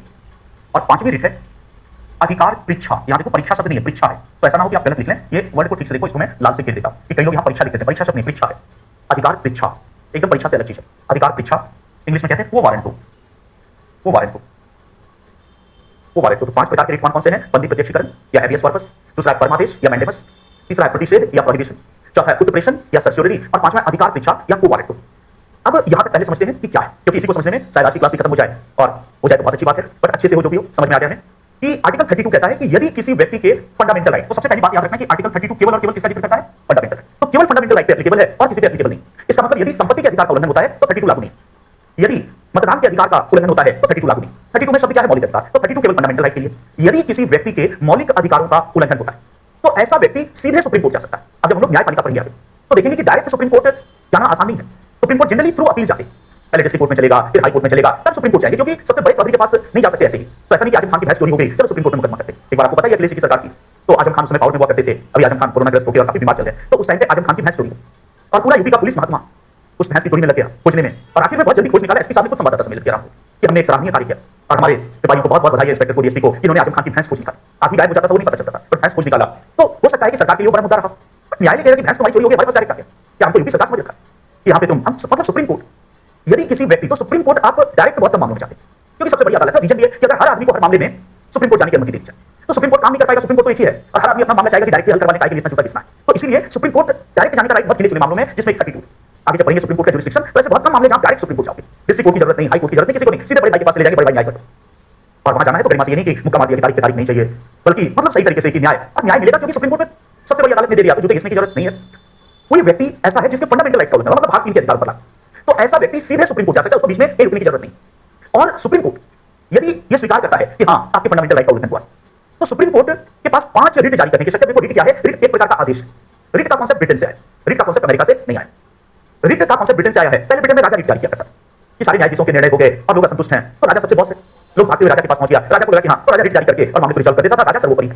तो रिट का कॉन्सेप्ट ब्रिटिश व्यवस्था से आया, जहां सम्राट सबसे बड़ा न्यायाधीश भी हुआ करता था अपने टाइम पे, क्योंकि शक्ति का पृथक्करण नहीं था, तो सबसे बड़ा न्यायाधीश भी राजा ही था, उसमें न्यायिक शक्तियां थी, तो सारे न्यायाधीशों के ऊपर राजा था और राजा रिट जारी करके किसी भी न्यायाधीश के निर्णय को बदल देता। धीरे धीरे ये पावर ब्रिटेन में जुडिशरी के पास आई और ब्रिटेन से रिट की ये पावर हमने ली है। तो ये हमेशा ध्यान रखना कि 5 रिट यदि आ जाए, ये जो 5 रिट जारी होता है ये अमेरिका से लिया, जुडिशरी का मेजर पोर्शन अमेरिका से लिया गया। जब आगे पढ़ेंगे न्यायिक पुनरावलोकन ये सब डिटेल में, तो न्यायिक पुनरावलोकन अमेरिका से लिया गया, न्यायपालिका का गठन रचना ये सब न्यायपालिका से अमेरिका से लिया गया, लेकिन 5 रिट अमेरिका से नहीं ब्रिटेन से लिए गए। तो सम्राट देता था, फिर वहां आया। तो रिट का मतलब है आदेश। सुप्रीम कोर्ट के पास 5 रिट जारी करने की पावर है, 5 में से कोई एक रिट जारी करेगा जो उस मामले को रिजॉल्व करता, और इसका परिणाम ये होगा कि व्यक्ति के मौलिक अधिकार लागू हो जाए। तो आर्टिकल 32 यही कहता है कि यदि किसी व्यक्ति के मौलिक अधिकारों का उल्लंघन होता है तो सीधे सर्वोच्च न्यायालय जा सकता है, और सर्वोच्च न्यायालय 5 प्रकार के रिट जारी करके व्यक्ति के मौलिक अधिकारों को लागू करता है। अब सबसे इंपॉर्टेंट चीज ये 5 रिट है, तो एक एक करके 5 रिट को समझते हैं। पहले हेडिंग दीजिए बंदी प्रत्यक्षीकरण या हैबियस कॉर्पस। बंदी प्रत्यक्षीकरण या हैबियस कॉर्पस, इसका शाब्दिक अर्थ है। अच्छा देखो, यूपीएससी के अगर सवाल लिखेंगे 20 ईयर्स के तो कई बार बड़े मजेदार सवाल है। इधर 4 रिट होगा, 5 रिट होगा, इधर उसका शाब्दिक अर्थ होगा, क्योंकि 5 रिट का कुछ शाब्दिक अर्थ है, लिटरल मीनिंग। जो मीनिंग हम लोग एक्सप्लेन करेंगे वो तो अलग है, पर सब लैटिन वाले टर्म ज्यादा है, हैबियस कॉर्पस, मैंडेबस, ये सब लैटिन के टर्म, सर्सियोरिटी को वारंटो। तो सर्सियोरिटी का एक लिटरल मीनिंग होता है, हैबियस कॉर्पस का एक लिटरल मीनिंग भी होता है। तो हम लोग 5 रिट का लिटरल मतलब शाब्दिक अर्थ भी जानेंगे और उसका व्यावहारिक अर्थ क्या है वो भी जानेंगे। तो हैबियस कॉर्पस का लिटरल मीनिंग क्या है बताओ, किसी को पता है? शरीर प्राप्त करना। Very good, to have the body. तो इसका शाब्दिक अर्थ है शरीर प्राप्त करना। अगर पीटी में है तो लिखेंगे इसका शाब्दिक अर्थ है शरीर प्राप्त करना, to have the body, to have the body. Habeas corpus का शाब्दिक अर्थ है शरीर प्राप्त करना, टू हैव द बॉडी। अब पहले इसको लिखते हैं कि ये रिट क्या है, फिर इसको समझेंगे। तो इसकी परिभाषा लिखो। बंदी प्रत्यक्षीकरण रिट के द्वारा, बंदी प्रत्यक्षीकरण रिट के द्वारा न्यायालय, बंदी प्रत्यक्षीकरण रिट के द्वारा न्यायालय, न्यायालय बंदीकर्ता व्यक्ति, बंदीकर्ता का मतलब बंदी बनाने वाला, जिसने बंदी बना लिया है, बंदीकर्ता व्यक्ति, बंदीकर्ता व्यक्ति को यह आदेश देता है, बंदीकर्ता व्यक्ति को यह आदेश देता है कि वह बंदी को, बंदीकर्ता व्यक्ति को यह आदेश देता है कि वह बंदी को, कि वह बंदी को न्यायालय के सामने प्रस्तुत करे। बंदीकर्ता व्यक्ति को यह आदेश देता है कि वह बंदी को न्यायालय के सामने प्रस्तुत करे। बंदीकर्ता व्यक्ति को यह आदेश देता है कि वह बंदी को न्यायालय के सामने प्रस्तुत करे। आगे लिखो, न्यायालय, न्यायालय बंदीकरण के आधारों पर विचार करता है। बंदीकरण, इंप्रिजनमेंट, न्यायालय बंदीकरण, बंदीकरण का मतलब बंदी बनाए जाने की प्रक्रिया, न्यायालय बंदीकरण, इंप्रिजनमेंट के आधारों पर विचार करता है, बंदीकरण के आधारों पर विचार करता है। और यदि वह विधि सम्मत, विधि सम्मत मतलब कानून सम्मत, और यदि वह विधि सम्मत नहीं है, और यदि वह विधि सम्मत नहीं है, लॉफुल नहीं है, विधि सम्मत नहीं है, तो बंदी को मुक्त करने का आदेश जारी करता है। तो बंदी को मुक्त करने का आदेश जारी करता है। तो बंदी को मुक्त करने का आदेश जारी करता है, आदेश जारी करता है। बंदी प्रत्यक्षीकरण रिट, आगे लिखो, बंदी प्रत्यक्षीकरण रिट लोक अधिकारी, लोक अधिकारी और निजी व्यक्ति, तो पब्लिक ऑफिशियल और प्राइवेट इंडिविजुअल, लोक अधिकारी और निजी व्यक्ति दोनों के विरुद्ध जारी की जा सकती है। बंदी प्रत्यक्षीकरण रिट लोक अधिकारी और निजी व्यक्ति दोनों के विरुद्ध जारी की जा सकती है। बंदी प्रत्यक्षीकरण रिट लोक अधिकारी और निजी व्यक्ति दोनों के विरुद्ध जारी की जा सकती है। लोक अधिकारी और निजी व्यक्ति दोनों के विरुद्ध जारी की जा सकती है। अब आइए पहले रिट को समझते हैं। शाब्दिक अर्थ है शरीर प्राप्त करना, तो हैव द बॉडी, तो शाब्दिक अर्थ इस सेंस में है कि किसी को मनमाने तरीके से बंदी बना दिया तो फिर से वो आजाद हो गया, तो एक तरह से उस सेंस में। सबसे पहली बात की बंदी प्रत्यक्षीकरण रिट लोक अधिकारी के विरुद्ध भी जारी होगी और निजी व्यक्ति के विरुद्ध भी जारी हो। तो लोक अधिकारी का मतलब है आर्टिकल 12 के राज्य के अधिकार। तो आम बोलचाल में समझे सरकारी कर्मचारी, तो बहुत सारे लोक अधिकारियों को किसी को बंदी बना लेने की पावर है, जैसे पुलिस को, जिलाधिकारी को, एसडीएम को, ऐसे लोगों को ये पावर है कि विशेष परिस्थिति में वो किसी को बंदी बना सकते हैं, अरेस्ट कर सकते हैं। लेकिन भारत में बंदीकरण हमेशा लॉफुल होना चाहिए, मनमाने तरीके से बंदी नहीं बनाई जा सकती। ऐसा नहीं कि दारू के हाथ में खुजली हो रही और आप जा रहे हैं, आपको अरेस्ट कर लिया। आपने आर्टिकल 22 के तहत कारण पूछा कि समान आपने हमको क्यों अरेस्ट किया? मैं तो कोचिंग अभी आया और 12 घंटे पहले सोया, फिर कोचिंग किया, फिर 12 घंटे सोने जा, तो बाहर निकला ही नहीं रूम से। समस्याएं बहुत सारी हैं, तो आप मुझे क्यों अरेस्ट करें? तो कहेंगे नहीं, तुम 12 घंटे सो रहे, हमको नींद नहीं आ रही है, खुजली ही खुजली हो रही है, और किसी ने बताया कि अरेस्ट कर लो 2-3 लोगों को, आप लोगों को अरेस्ट कर लो, तो बढ़िया हो जाएगा, खुजली ठीक हो जाएगी। तब आप क्या कहेंगे? नहीं, विधि सम्मत आता नहीं है, लॉफुल नहीं है, खुजली हो रही है, तो झंडू बाम लगाओ जाकर, झंडू बाम लगाओ, उससे खुजली जाकर ठीक होगी, बट हमें क्यों अरेस्ट करते? लॉफुली। लेकिन फिर भी मान लो लोक अधिकारी ने अनलॉफुली अरेस्ट कर लिया। कई बार ऐसा होता है कि लोक अधिकारी, ये तो हमने मजाक किया, पर कई बार ऐसा होता है कि लोक अधिकारी ने जो कारण बताया उससे मैं या मेरे मित्र संतुष्ट नहीं, और हमें लगता है कि नहीं अरेस्ट कर रहा हूं, नहीं बनता। तो अगर किसी व्यक्ति को, उसके संबंधी को लगता है, उसके जानकार को लगता है कि मनमानी तरीके से, और दूसरा निजी व्यक्ति, आप देखो निजी व्यक्ति को तो किसी को अरेस्ट करने की पावर है ही नहीं, पर फिर भी समाज में ऐसे दबंग प्रभावशाली होते हैं जो दूसरे को बंदी बना लेते हैं, बड़े-बड़े पूंजीपति, बड़े-बड़े डॉन।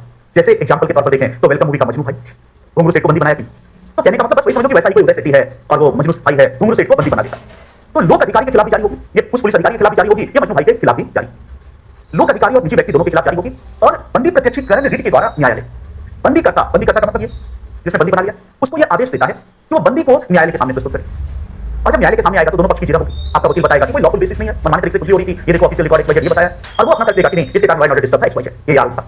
दोनों अपने अपने तर्क देंगे और यहाँ पूरी तरह न्यायालय की इच्छा। यदि न्यायालय को यह लगता है कि विधि सम्मत नहीं है, मनमाने तरीके से बंदी बनाया है, तो बंदी को मुक्त करने का आदेश जारी करता है।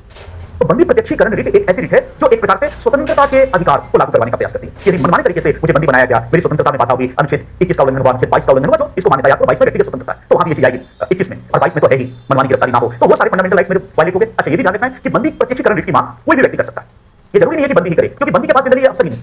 अगर घुंगरू सेठ को मजनू भाई ने बंदी बना के डाल दी तो घुंगरू सेठ कैसे जाएंगे सुप्रीम कोर्ट? बट घुंगरू सेठ का जो भांजा है राजीव, है ना, पूरी मूवी आपने देखी होगी, जिन्होंने उनको पता है। तो घुंगरू सेठ का भांजा राजीव अगर फुर्सत मिल जाए उसको अन्य कामों से, क्योंकि वो बहुत सारे काम कर रहा है, तो अगर उसको फुर्सत मिल जाए बाकी कामों से तो फिर वो सुप्रीम कोर्ट भी जा सकता है, उसको ये राइट है। और सुप्रीम कोर्ट में बताएगा कि फला फला व्यक्तियों ने मनमानी तरीके से, तो ये भी ध्यान रखना कि यहाँ बंदी का जाना अनिवार्य नहीं, उसकी ओर से कोई भी जा सकता है, उसका रिलेटिव जा सकता है, आप जा सकते हैं, मैं जा सकता हूं, समाजसेवी संगठन जा सकता है। न्यायालय बंदीकरण के आधार पर विचार करेगा और यदि वह विधि सम्मत नहीं है तो ऐसे व्यक्ति को मुक्त करवाएगा। अब एक चीज हमेशा ध्यान रखना कि ये जो आर्टिकल 32 है इसका संबंध केवल और केवल इससे, ये ध्यान रखना। और आर्टिकल 32 एक असाधारण उपचार है। जब ये एग्जाम में है तो ये वर्ड हमें सही ध्यान रखना कि it is an extra ordinary remedy. ये सामान्य उपचार नहीं है, असाधारण उपचार। असाधारण इसलिए है कि डिस्ट्रिक्ट कोर्ट को बाईपास किया, हाई कोर्ट को बाईपास किया, सीधे कहां पहुंचे? बड़े भाई के पास। तो असाधारण है कि जिस काम जहां तक पहुंचने में सालों लगते, जूते घिस जाते, वहां पे हम डायरेक्ट पहुंचे। तो अनुच्छेद 32 एक असाधारण उपचार जहां सीधे सर्वोच्च न्यायालय जाने की अनुमति दी गई है।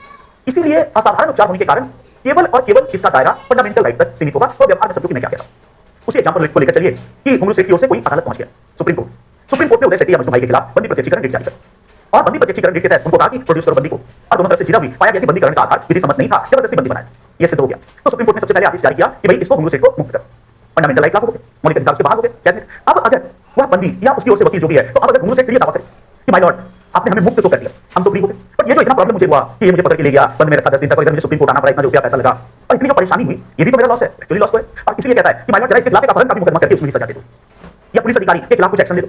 तो सुप्रीम कोर्ट मना कर देगा, नो, कहेगा नहीं।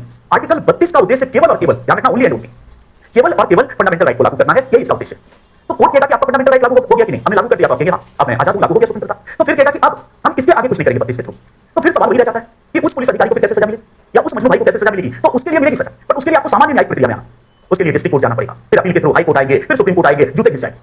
पर यह ध्यान रखना कि फंडामेंटल राइट्स एक्स्ट्राऑर्डिनरी है, तो इसलिए सुप्रीम कोर्ट की जिम्मेदारी यहाँ केवल और केवल मौलिक अधिकार को लागू कर, और बाकी चीजें अगर आप जंप करके वही कहेंगे कि मैं यहीं पे निपटा दूं, कहां जाए डिस्ट्रिक्ट कोर्ट, दिक्कत हो जाएगी, तो कहेगा नहीं। यह असाधारण उपचार है कि हमने तुमको अपने पास आने का अवसर दिया, क्योंकि संविधान निर्माता ने मौलिक अधिकार को संरक्षित बनाया, तो इसलिए हमने कहा जंप करके तुम्हारी बात सुनते हैं। लेकिन जब हमने वो बात सुन ली तो अब छोटा मोटा मुकदमा लेकर हमारे पास डायरेक्ट मत आओ। अब यदि चाहते हो कि उस पुलिस अधिकारी को सजा मिले तो मिलेगी, हमारा निर्णय है, सारा प्रमाण है, पर उसको लेकर डिस्ट्रिक्ट कोर्ट में जाओ, फिर हाईकोर्ट अपील के थ्रू आना हमारे पास। तो अब 10 साल के बाद मुलाकात होगी, अगर तुम जिंदा रहोगे, नहीं तो तुम्हारा बेटा आएगा मुकदमा लड़ने के लिए, जो भी हो। तो ये हमेशा ध्यान रखना कि आर्टिकल 32 असाधारण है, और असाधारण का मतलब इसका उद्देश्य केवल फंडामेंटल राइट को है, इसके अलावा अन्य कोई कार्य नहीं करवाया जा सकता।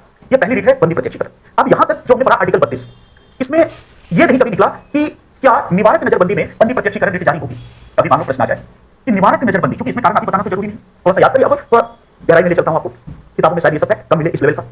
बट अगर कभी पीटी में सवाल आ जाए या कोई आपसे पूछे या एक कथन हो जाए कि प्रिवेंटिव डिटेंशन निवारक नजरबंदी किस आर्टिकल के तहत होता है, बताओ, निवारक नजरबंदी किस आर्टिकल 22, तो वो जो वही वाली निवारक नजरबंदी, तो याद करिए निवारक नजरबंदी में कारण आदि बताना जरूरी नहीं, उसमें कारण बताना जरूरी नहीं है पुलिस अधिकारी के लिए, ना वकील मतलब उसके अधिकार। तो पुलिस अधिकारी ने किसी को निवारक नजरबंदी में गिरफ्तार किया, तो क्या निवारक नजरबंदी में जिसको अरेस्ट किया, क्योंकि आप भविष्य में, मैं कह रहा हूं भविष्य में अपराध करने से रोकना, तो जिस व्यक्ति को निवारक नजरबंदी के तहत गिरफ्तार किया गया है, क्या उसकी ओर से बंदी प्रत्यक्षीकरण रिट की मांग की जा सकती है?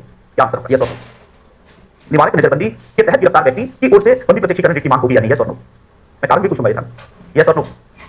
कई लोग यस बोल रहे हैं, कई लोग नो बोल रहे हैं, कई लोग भीमसेन जोशी की तरह कर दे रहे हैं, तो उसमें ध्वनि मिल जाती है, तो एक बोल भी दिया। तो अगर ऐसा सवाल है तो हमें इसका उत्तर देना यस, निवारक नजरबंदी में भी बंदी प्रत्यक्षीकरण रिट जारी हो सकती है। ये संविधान में नहीं लिखा, किसी लॉ में नहीं लिखा। फिर ये कहां से आया? तो केस लिखो, गुलाम सरवर केस, गुलाम सरवर बनाम भारत सरकार। तो गुलाम सरवर केस में यही मुद्दा उठा था, और गुलाम सरवर केस में सुप्रीम कोर्ट का निर्णय बहुत स्पष्ट है कि निवारक नजरबंदी में भी बंदी प्रत्यक्षीकरण रिट जारी की जा सकती है। तो हैवियस कॉर्पस प्रिवेंटिव डिटेंशन में भी बिल्कुल जारी होगा, सुप्रीम कोर्ट का ऐसा आदेश है।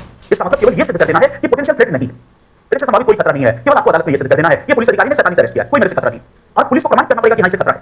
अगर वो नहीं कर पाया तो कहेगा इसको फिर आजाद करो। निवारक नजरबंदी में भी बंदी प्रत्यक्षीकरण रिट जारी की जा सकती है।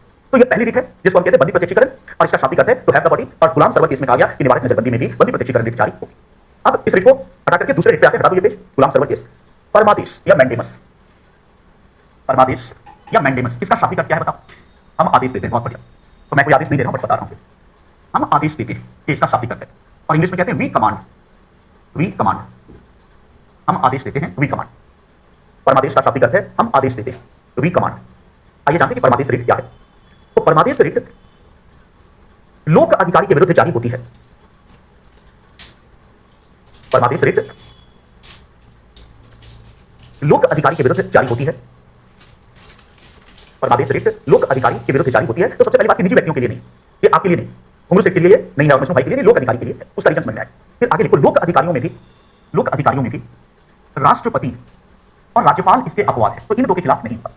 लोक अधिकारियों में भी राष्ट्रपति और राज्यपाल अपवाद है, राष्ट्रपति और राज्यपाल अपवाद है। राष्ट्रपति और राज्यपाल के खिलाफ इसका मतलब बंदी प्रत्यक्षीकरण जारी नहीं होगी। राष्ट्रपति और राज्यपाल इसके अपवाद हैं और बंदी प्रत्यक्षीकरण, सॉरी परमादेश, बंदी प्रत्यक्षीकरण के खिलाफ होगा, परमादेश का अपवाद कि राष्ट्रपति और राज्यपाल के खिलाफ परमादेश जारी नहीं होगा, यद्यपि ये लोक अधिकारी है। अब आते हैं ये रिट है क्या, इसकी परिभाषा लिखो। परमादेश रिट के द्वारा, परमादेश रिट के द्वारा न्यायालय परमादेश रिट के द्वारा न्यायालय लोक अधिकारी को यह आदेश देता है। परमादेश रिट के द्वारा न्यायालय लोक अधिकारी को यह आदेश देता है। परमादेश रिट के द्वारा न्यायालय लोक अधिकारी को यह आदेश देता है। लोक अधिकारी को यह आदेश देता है कि वह विधि के द्वारा निर्धारित। परमादेश रिट के द्वारा न्यायालय लोक अधिकारी को यह आदेश देता है। लोक अधिकारी को यह आदेश देता है कि वह विधि के द्वारा निर्धारित अपने कर्तव्य का पालन करे। कि वह विधि के द्वारा निर्धारित अपने कर्तव्य का पालन करे। वह विधि के द्वारा निर्धारित अपने कर्तव्य का पालन करे। आइए अब इसको समझते हैं कि ये क्या है, मैंडेमस या परमादेश क्या है। सबसे पहली बात कि ये केवल लोक अधिकारी के लिए, ये निजी व्यक्ति के लिए नहीं है और ये न्यायाधीशों के लिए भी, तो हाईकोर्ट के जज के खिलाफ नहीं हो सकता। लेकिन जब डिस्ट्रिक्ट कोर्ट या उससे नीचे के न्यायालय को भी यहाँ लोक अधिकारी माना गया है, तो डिस्ट्रिक्ट जज के खिलाफ हो सकता है, उससे नीचे के जज के खिलाफ हो सकता है, हाईकोर्ट के जज के खिलाफ नहीं हो सकता। हाईकोर्ट का जज यदि प्रशासनिक भूमिका में, तो उस समय हाईकोर्ट के जज के खिलाफ भी हो। कई बार बात की खाल निकालते हुए कथन आते हैं। तो हाईकोर्ट का जज एडमिनिस्ट्रेटिव रोल में है तो उस समय होगा। भाई एडमिनिस्ट्रेटिव रोल क्या है, मान लो कि उत्तर प्रदेश हाईकोर्ट में और हाईकोर्ट हो या सुप्रीम कोर्ट, इनको अपनी आंतरिक कार्यप्रणाली के संचालन का स्वयं अधिकार, जैसे आर्टिकल 145 के तहत सुप्रीम कोर्ट को अपनी आंतरिक कार्यप्रणाली के संचालन, उसी तरह हाईकोर्ट को किया। अब मान लीजिए कि हाईकोर्ट में 10 क्लर्क की या कोई पद की भर्ती की जा रही है, क्योंकि वहां बहुत सारे, तो हम 10 क्लर्क का पद खाली हो, वहां चीफ जस्टिस ने, अब सरकार भर्ती नहीं करेगी, न्यायालय खुद करता है क्योंकि अपनी आंतरिक कार्यप्रणाली में स्वतंत्र है। तो हाईकोर्ट के चीफ जस्टिस ने ए जज साहब को कहा कि जज साहब ये मामला आप देख लें। तो अब यहाँ पर ए जज साहब जब वैकेंसी निकालते हैं तो उस समय वो जज नहीं है, जज, लेकिन वो जज का कार्य नहीं करते, उस समय वो एक प्रशासनिक भूमिका में, और उस समय अगर वो वैकेंसी निकाल के कहते हैं कि केवल फला जाति के व्यक्ति अप्लाई करें, तो वहां पर उनके खिलाफ होगा, इसलिए क्योंकि वो प्रशासनिक कार्य करे। तो जब हाईकोर्ट का जज प्रशासनिक भूमिका में, तो उसके खिलाफ परमादेश रिट जारी होगी। लेकिन यदि हाईकोर्ट का जज न्यायिक भूमिका, जब वो न्यायाधीश की आती है तब नहीं होगा। तो चूंकि ये सवाल यूपीपीसीएस ने एक बार पहले पूछा था बहुत डेप्थ में जाकर, तो आगे के लिए ध्यान रखना है कि सुप्रीम कोर्ट के खिलाफ तो रिट हो ही नहीं सकती क्योंकि वो सबसे बड़ा है, वही सबको करता है। हाईकोर्ट के जज के खिलाफ ये वाली रिट नहीं होगी, तो यहाँ हाईकोर्ट का जज लोक अधिकारी है, डिस्ट्रिक्ट कोर्ट आदि के खिलाफ होगा, वो यहाँ लोक अधिकारी माना गया। और हाईकोर्ट का जज भी एक परिस्थिति में जारी होगा जब वो प्रशासनिक भूमिका में है, वही याद रखना। एग्जाम्पल ज्यादा याद रखें, इलाहाबाद हाईकोर्ट के जज साहब क्लर्क की भर्ती कर रहे हैं, तो वहां पर उनके खिलाफ परमादेश का रिट जारी होगा। तो अब हमने देखा कि यह प्रधानता किसके लिए है, लोक अधिकारी के लिए। बेसिकली किसके लिए है, वह लोक अधिकारी, सरकारी कर्मचारी, उन्हीं के लिए मेंट है।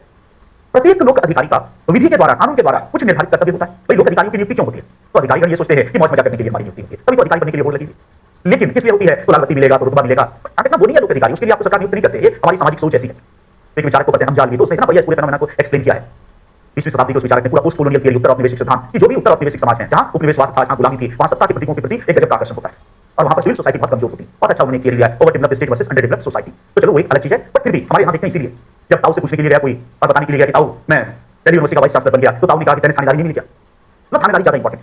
तो जब हम लोग जाने यहाँ पे परमादेश या मैंडेमस, तो ये लोक अधिकारियों के खिलाफ है। लोक अधिकारी कोई भी हो, उसकी नियुक्ति कुछ विशेष उद्देश्य से की जाती है, उसको जो वेतन भत्ता ये सब दिया जाता है, इसलिए नहीं दिया जाता है कि आप मौज मजा करो, इसलिए दिया जाता है कि आप जनता के लिए कुछ निर्धारित कार्य करो। तो हर लोक अधिकारी इसलिए लोक सेवक है, वो जनता का सेवक है और आपको इसलिए वेतन दिया जाता है, इसलिए भत्ते दिए जाते हैं, सब कुछ इसलिए गाड़ी दी जाती है, आवास दिया जाता है कि आप जनता के लिए निर्धारित कार्य करो। प्रत्येक लोक अधिकारी का विधि या कानून के द्वारा निर्धारित कर्तव्य है कि फला पुलिस का काम ये है, तो उसका काम, सबका काम निर्धारित है और उसको वो काम करना चाहिए, बिना किसी रिश्वत के करना चाहिए, बिना किसी अतिरिक्त भेंट के करना चाहिए, क्योंकि सरकार ने उसके लिए भर्ती रखा। लेकिन यदि कोई लोक अधिकारी विधि के द्वारा अपने निर्धारित कर्तव्य का पालन ना करे, उसको करना चाहिए, विधि के द्वारा निर्धारित है कि आप उसी के लिए नियुक्त किए गए, पर वो इनकार कर दे तो वहां पर परमादेश रिट होगी। इसीलिए ये केवल लोक अधिकारी के विरुद्ध होती है कि आम जनता का विधि के द्वारा कोई निर्धारित उस तरह का कर्तव्य नहीं है, सामान्य कर्तव्य है, बट आपको या सामान्य लोगों को वेतन नहीं दे रही है सरकार, तो इसलिए आपका ऐसा नहीं कि आपको ये कार्ड बनवाना है, बट अधिकारी का। एक एग्जांपल से, अब ये चीजें ऐसी हैं जो हमने कॉन्सेप्ट के तौर पर समझ ली, क्योंकि हर एग्जाम में आता है, तो उदाहरण ही याद रहते हैं, मेरा मानना है अभी तक का 16 साल का। तो एग्जांपल याद रहेगा, तुरंत आपको अच्छा पासपोर्ट अधिकारी वाला मामला है, तुरंत रिट फटाफट लिखोगे, वरना क्या होगा, याद करना पड़ेगा। तो एग्जांपल को याद रखना और ये जरूर याद रहे, परमादेश तुरंत समझ में आएगा, उससे पूरा ये लाइन याद आ जाएगी। मान लीजिए एक पासपोर्ट अधिकारी एक लोक अधिकारी है, उसको वेतन वगैरह इसलिए दिया जाता है, नियुक्ति इसलिए दी गई है और विधि के द्वारा उसका एक निर्धारित कर्तव्य है कि जब फला फला फला डॉक्यूमेंट लेकर कोई आए तो ऐसे व्यक्ति को पासपोर्ट बनाने में मदद करे, उसको पारित करे आदेश। तो ये उसका कार्य है विधि के द्वारा निर्धारित। हमने ये भी देखा कि मेनका गांधी का केस के बाद पासपोर्ट रखना फंडामेंटल राइट, तो पासपोर्ट रखना एक मौलिक अधिकार। अब मान लीजिए कि आपको विदेश यात्रा करनी है, आपको पासपोर्ट बनवाना है, तो आप इंटरनेट पे आपने पता किया कि हमारे क्षेत्र में पासपोर्ट अधिकारी का ऑफिस कहाँ है, क्या प्रोसेस है, पूरा प्रोसेस आपने पढ़ लिया, उस विधि को पढ़ लिया और उसमें लिखा है फला फला फला डॉक्यूमेंट और उसका अटेस्टेड कॉपी लेकर और कितना रुपया फीस देकर जाओ तो बनेगा, ये वेरिफिकेशन होगा। आपने सारी कानूनी कार्रवाई पूरी की, सारा डॉक्यूमेंट निकाला, सबको अटेस्ट किया, फीस का ड्राफ्ट, मैंने जो भी कानून लिखा सब किया। उसके बाद आप एक जागरूक नागरिक के रूप में पहुंचे पासपोर्ट अधिकारी के पास और आपने उनसे कहा कि श्रीमान विधि के द्वारा आपका यह निर्धारित कर्तव्य है कि अमुक अमुक अमुक डॉक्यूमेंट लेकर कोई आए तो उसकी छानबीन करके और अगर सब सही है तो पासपोर्ट बनाने का आदेश जारी कर दो। पासपोर्ट अधिकारी आपको ऊपर से नीचे देखते ये विधि के द्वारा निर्धारित कर्तव्य का रेफरेंस लेकर कौन आया यहाँ, तो क्योंकि उन्होंने अपने ऑफिस में एक रिवाज बना रखा है कि कानून को, संविधान को क्यों कष्ट देना, बंधुता का आदर्श पालन करना है। टेबल के नीचे से आप एक लिफाफा दीजिए, उसमें गांधी जी वाले कुछ नोट हो, सबका रेट फिक्स कर रखा है और टेबल के ऊपर से आपको चला जाएगा पासपोर्ट, एक दो डॉक्यूमेंट कम दिया तभी हो जाएगा, वो अधिकारी साहब खुद लगा देंगे, आपके लिए इतना तक करेंगे। तो उन्होंने एक नियम बना रखा है कि इधर से लिफाफा दो और उधर से निकलेगा, जैसे आलू तो उधर से सोना निकलेगा, तो इधर से लिफाफा दो और उधर से तुम्हारा पासपोर्ट निकलेगा। अभी बीच में आप पहुंच गए ईमानदार आदमी, पढ़े लिखे आदमी की विधि के द्वारा निर्धारित कर्तव्य है, तो कहते हैं बड़ा अच्छी बात नहीं है। वो तमाम तरह से आपको बताने का प्रयास करते, खुल के नहीं कह पाते कि हमको रिश्वत दो, हमको आदत लगी है उस चीज की, बट तमाम तरह से कहते हैं कि देखो महंगाई बढ़ गई है भाई, आप ही लोग तो जनता है, जनार्दन आपकी कारण तो मेरा घर चलता है और इतना परेशानी है, ये है वो है, तमाम ये करते हैं, आप सब समझ रहे और आप वही काम करते हैं जो दिल्ली यूनिवर्सिटी में हमारे प्रोफेसर साहब करते थे, मैं नाम नहीं लेता हूं, बट वो बड़ा अजीब तरीका उनका था। किसी भी ऑफिस में उन्होंने गीता की किताब लिख रखी थी पतली सी, शायद इसी पर्पस से लगता लिख रखी थी और उसकी अपनी 100-200 कॉपी रखते थे और किसी भी अधिकारी को जाकर गीता की किताब भेंट करते थे। सबसे पहले वो 40-50 रुपए की किताब थी और उसका दर्शन समझाते थे कि निष्काम कर्म करो, ये सब करो और फिर अपना काम बोलते थे। तो ये युक्ति मुझे बहुत अच्छी लगी, तो मैं भी सोच रहा हूँ कि ऐसे 10-20 रुपए की किताबों छपवाने में तो और भी कम खर्चा आएगा, और सबसे पहले अधिकारी को भेंट कर दिया निष्काम कर्म भगवान कृष्ण का, तब अपनी बात रखो। बट वहां पे वो फॉर्मूला आपने नहीं अपनाया और आप उनसे विधि की बात कर रहे थे, तमाम तरह से अंत में अधिकारी आजीज हो गया, क्योंकि वो बिना रिश्वत काम नहीं करना चाहता है और वो सीधा कहता है कि आपका पासपोर्ट नहीं बनाऊंगा। ऐसा होता है। तो आपने कहा कि नहीं साहब आपका कर्तव्य, और फिर कहते हैं पैसे दोगे तभी बनाऊंगा। आप कहते नहीं पैसा लेना तो विधि में नहीं लिखा हुआ, तो पैसा मैं क्यों दूं आपको? तो कहता है कि अगर विधि में नहीं लिखा तो विधि जिस चौराहे पे जिस सड़क पे जिस मोड़ पे बैठी हुई मिले, जाओ उस विधि से पासपोर्ट बनवा लेना। ये सीधी सी बात है। तुम बार-बार विधि कह रहे हो कि विधि में लिखा है, विधि में तो जाओ उसी से बनवा लेना। हम नहीं जानते कहां पे विधि है, कहां कानून है, संविधान है, हम केवल गांधी जी को पहचानते हैं। वो भी वो जो गुलाबी वाला गांधी है और किसी से मेरा दुनिया में कोई वास्ता नहीं है, मैं अपने पिता को भी नहीं पहचानते जब वो आ जाता है, ऐसे बोल देता है अधिकारी। तो ये सब बोल देता है कि जाओ कानून से ही ले लेना। तो अब ऐसी स्थिति में देखो एक लोक अधिकारी ने विधि के द्वारा निर्धारित अपने कर्तव्य का पालन करने से इनकार कर दिया और आपका फंडामेंटल राइट वायलेट हो। तो ऐसी स्थिति में अनुच्छेद 32 आपको ये राइट देता है कि आप सीधे सुप्रीम कोर्ट जाओ। हाँ, अब वही बात है कि प्रमाण आपको देना पड़ेगा। यदि आपके पास रिकॉर्डिंग है, गवाह है, सबूत है, तो आप प्रमाण दोगे कि श्रीमान एक लोक अधिकारी है, अमुक विधि को रेफर करोगे कि अमुक विधि के तहत इसका ये कर्तव्य है, अमुक विधि को मैं ये सारे डॉक्यूमेंट लेकर गया, लेकिन इसने वो काम करने से इनकार कर दिया है, इससे मेरा फंडामेंटल राइट वायलेट हो रहा है, आप मौलिक अधिकार के संरक्षक हैं और इसलिए आप इसको लागू करिए। अब सब कुछ न्यायालय तथ्य से देखेगा कि यदि फैक्ट आपके फेवर में, अब हमेशा ध्यान रखना कि फैक्ट आपके फेवर में होना चाहिए, प्रॉब्लम वहीं पे हो जाती है। पर यदि फैक्ट है, तथ्य है और न्यायालय स्वीकार कर लेता है कि नहीं आपके पास तथ्य है, तो यहां पर न्यायालय परमादेश जारी करेगा उस लोक अधिकारी को। तो उस पासपोर्ट अधिकारी को बैंड में हम आदेश देते हैं, इसका मतलब हम आदेश देते हैं तुम्हें कि विधि के द्वारा निर्धारित इस कर्तव्य का तुम पालन करो, जिसको पालन करने से तुम इनकार करते हो, और तब उस लोक अधिकारी को उसका पालन करना पड़ेगा। आप कहेंगे कि उसके बाद भी नहीं करेंगे, तो आगे जब जुडिशियल पढ़ेंगे तो कॉन्सेप्ट आता है न्यायालय अवमानना। तब जैसा आप कहेंगे इसको जेल में डालो, न्यायालय अवमानना के तहत जेल में भी डाला जा सकता है। तो ऑफकोर्स वहां तक नौबत नहीं जाएगी, अधिकारी तुरंत आपका काम कर देंगे, मैं तो मजाक कर रहा था, तो आपके मैं भी मजाक कर रहा था, मतलब बात ये। तो परमादेश रेट आपने समझा, राष्ट्रपति और राज्यपाल के खिलाफ इसलिए नहीं होता है कि एक को इनके पद गरिमापूर्ण है और दूसरा कि राष्ट्रपति को जब पढ़ेंगे तो एक संवैधानिक प्रमुख है, तो केवल सिग्नेचर करता है, आदेश सारे प्राइम मिनिस्टर के होते हैं, तो इसलिए प्राइम मिनिस्टर के खिलाफ हो सकता है, प्राइम मिनिस्टर के खिलाफ भी परमादेश रेट हो सकता है, किसी भी लोक अधिकारी के खिलाफ हो सकता है, राज्यपाल और राष्ट्रपति इसके अपवाद बनाए गए। तो ये दूसरा रिट हमने पढ़ा, परमादेश जो लोक अधिकारी के विरुद्ध जारी होगा, निजी व्यक्ति के खिलाफ इसलिए नहीं होगा, निजी व्यक्ति का कोई कार्य नहीं। अब आते हैं तीसरी रिट, प्रतिषेध या प्रोहिबिशन। प्रतिषेध या प्रोहिबिशन, प्रतिषेध का शाब्दिक अर्थ क्या है बताओ? मना करना, वेरी गुड, टू प्रोहिबिट। प्रतिषेध का शाब्दिक अर्थ है मना करना, टू प्रोहिबिट। इसका मतलब इसमें कुछ मना किया जाए, क्या वो अभी बताऊंगा, और शाब्दिक अर्थ है टू प्रोहिबिट, मना करना, निषेध करना, मतलब ये मत करो, ऐसा कहना। प्रतिषेध का शाब्दिक अर्थ है मना करना। तो प्रतिषेध रिट, पहले इसको लिखिए, प्रतिषेध रिट न्यायिक संस्था, जुडिशियल बॉडी, प्रतिषेध रिट न्यायिक संस्था और अर्ध न्यायिक संस्था, क्वासी जुडिशियल बॉडी। प्रतिषेध रिट न्यायिक संस्था, जुडिशियल बॉडी और अर्ध न्यायिक संस्था, उसको कहते हैं क्वासी जुडिशियल बॉडी, अर्ध न्यायिक संस्था के विरुद्ध जारी होती है। प्रतिषेध रिट न्यायिक संस्था, जुडिशियल बॉडी और अर्ध न्यायिक संस्था, क्वासी का मतलब हाफ, अर्ध, क्वासी जुडिशियल बॉडी के खिलाफ जारी होती है। प्रतिषेध रिट के द्वारा न्यायालय, प्रतिषेध रिट के द्वारा न्यायालय, न्यायिक संस्था, जुडिशियल बॉडी, प्रतिषेध रिट के द्वारा न्यायालय, न्यायिक संस्था और अर्ध न्यायिक संस्था, न्यायिक संस्था और अर्ध न्यायिक संस्था, न्यायिक संस्था और अर्ध न्यायिक संस्था के द्वारा क्षेत्राधिकार का उल्लंघन करके, प्रतिषेध रिट के द्वारा न्यायालय, न्यायिक संस्था और अर्ध न्यायिक संस्था के द्वारा क्षेत्राधिकार का उल्लंघन करके कार्यवाही किए जाने पर रोकता है। क्षेत्राधिकार का उल्लंघन करके, जुरिस्डिक्शन को वायलेट करके, क्षेत्राधिकार का उल्लंघन करके कार्यवाही किए जाने पर रोकता है। क्षेत्राधिकार का उल्लंघन करके कार्यवाही किए जाने पर रोकता है।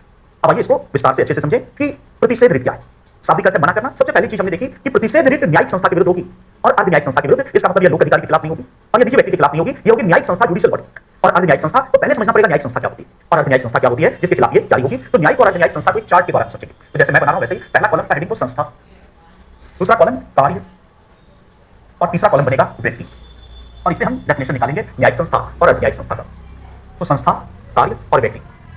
संस्था के नीचे लिखिए न्यायिक संस्था, जिसको हम इंग्लिश में कहते हैं जुडिशियल बॉडी, न्यायिक संस्था या जुडिशियल बॉडी। और अर्ध न्यायिक संस्था, अर्ध न्यायिक संस्था, इसको कहते हैं quasi judicial body, quasi judicial body. पहला कॉलम बनेगा संस्था, उसमें दो प्रकार लिखेंगे, न्यायिक संस्था और अर्ध न्यायिक संस्था, जुडिशियल बॉडी और क्वासी जुडिशियल। अब यहां कार्य के नीचे लिखो न्यायिक संस्था में, कार्य के नीचे लिखो न्यायिक, और व्यक्ति के नीचे भी लिखो न्यायिक। तो इसमें दोनों में न्यायिक हो गए। न्यायिक संस्था में कार्य भी न्यायिक है और व्यक्ति भी न्यायिक है। और अर्ध न्यायिक संस्था में कार्य के नीचे न्यायिक लिखिए या कार्य के सामने न्यायिक, और व्यक्ति के सामने लिखिए गैर न्यायिक, गैर न्यायिक।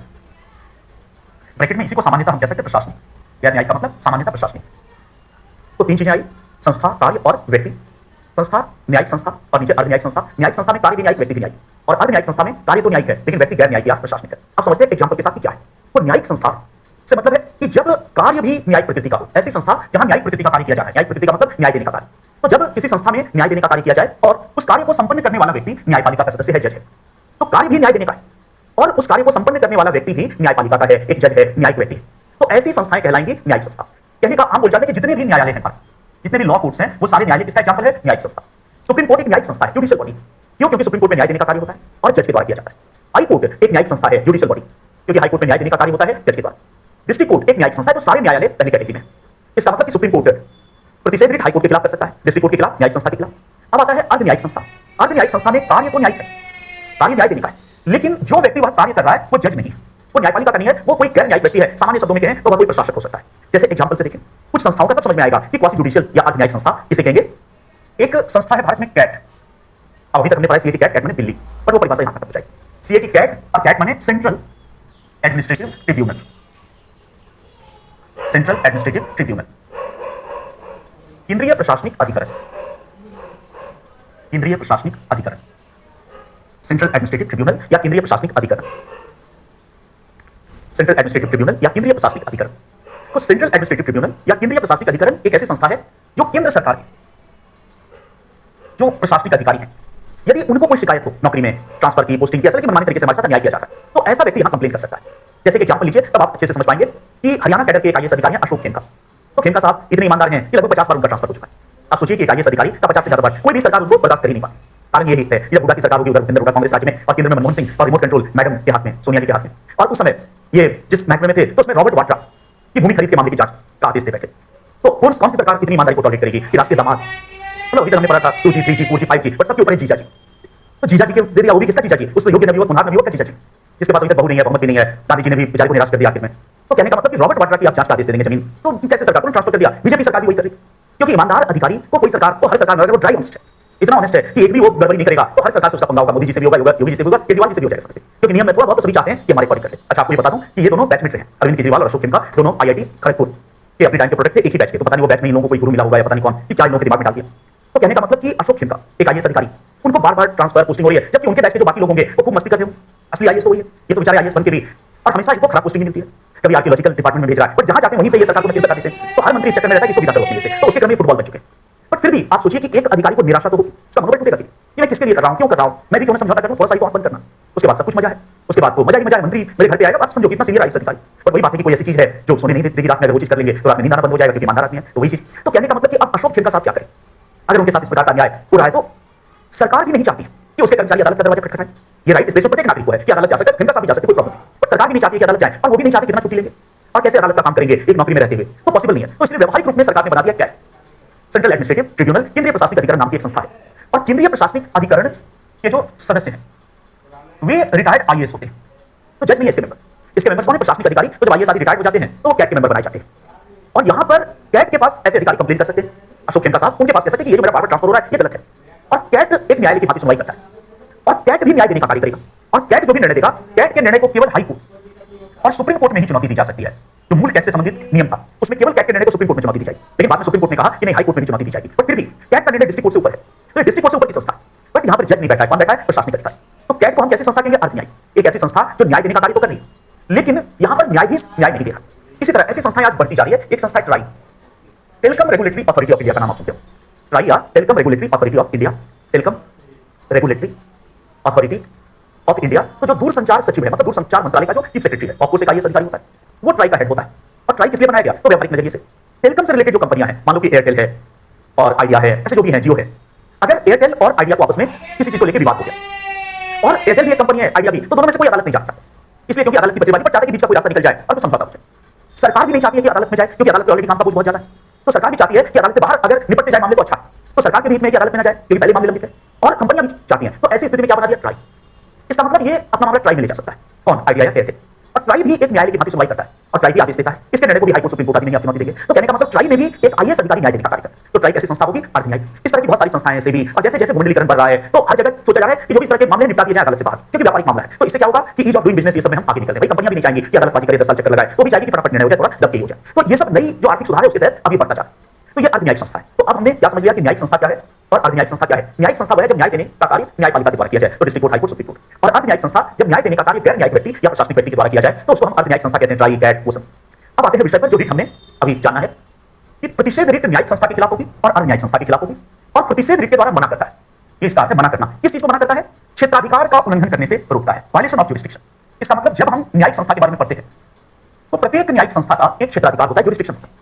सुप्रीम कोर्ट का ज्यूरिसडिक्शन पूरा भारत है, तो कहीं के मामले इसमें ले आओ, लेकिन प्रत्येक हाई कोर्ट का अपना ज्यूरिसडिक्शन, और वो ज्यूरिसडिक्शन संविधान में जब आर्टिकल 214 पढ़ेंगे जुडिशरी आएगी, तो आर्टिकल 214 के तहत प्रत्येक हाई कोर्ट का ज्यूरिसडिक्शन उस राज्य या यूटी जिसके लिए उसको बनाया गया है उसके क्षेत्र के अंतर्गत, तो उसके व्यक्तियों से संबंधित मामले या वहां उत्पन्न होने वाले मामले।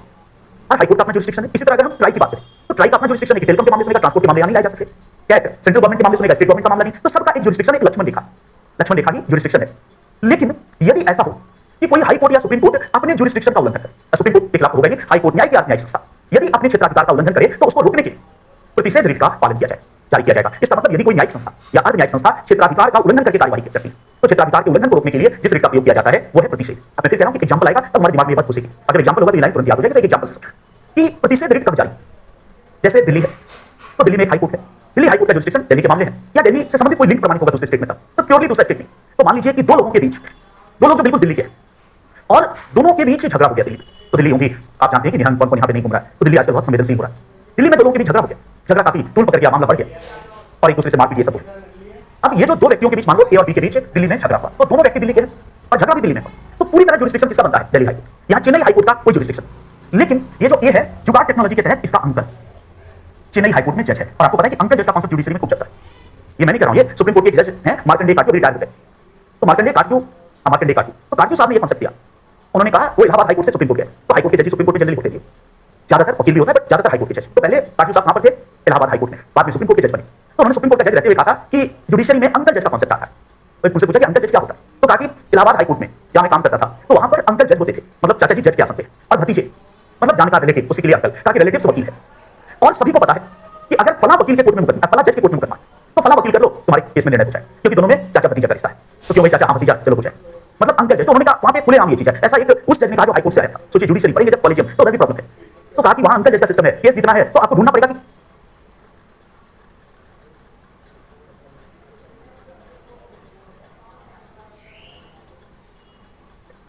हाँ बैटरी डाउन हो गया ये वाला। तो ऑनलाइन क्लास लेते थे, बहुत कुछ विशेषज्ञ बन गया।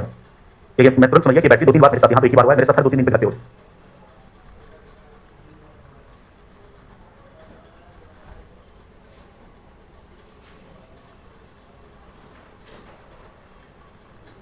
तो अंकल जज की महिमा अपरंपार है, आपने देखा कि नाम ही काफी है, बैटरी भी जवाब दीजिए। अंकल जज, तो अंकल जज का मतलब भाई भतीजा। तो मान लो कि ए का एक अंकल बैठा है चेन्नई हाईकोर्ट में जज, ए जुगाड़ टेक्नोलॉजी का विशेषज्ञ है, तुरंत भागा भागा यहाँ चला गया, जाके अंकल जज को सारा मामला बताया कि आपके प्यारे भतीजे को, जिसको आपने फूल से भी कभी नहीं पीटा, और उसको देखिए सड़क पे दौड़ा दौड़ा के मारा गया, और जो भी बोला जा सकता है बोला गया, XYZ। अंकल को गुस्सा आ गया, मेरा जज बनना तो बेकार है, मानव जन्म बेकार हो गया, अगर तुम्हारे साथ ऐसा होता है या टच कर दिया अंकल को, टच करने का परिणाम आप जानते हैं कि अब अंकल जज ने वहीं से नोटिस भेज दिया बी को, नहीं भेजने का जुरिस्डिक्शन, क्योंकि आप चेन्नई हाईकोर्ट के जज हैं, न चेन्नई में मामला हुआ है, न चेन्नई के व्यक्ति का है, बट दिल्ली का एक व्यक्ति आपके पास मुकदमा कर रहा है, विशुद्ध दिल्ली की घटना, और आप उसमें संज्ञान लेकर बी को नोटिस भेज देते। तो ऐसी स्थिति में जब आप बी को नोटिस भेजते तो बी का वकील जब उस नोटिस को पढ़ेगा तो कहेगा कि यह क्षेत्राधिकार,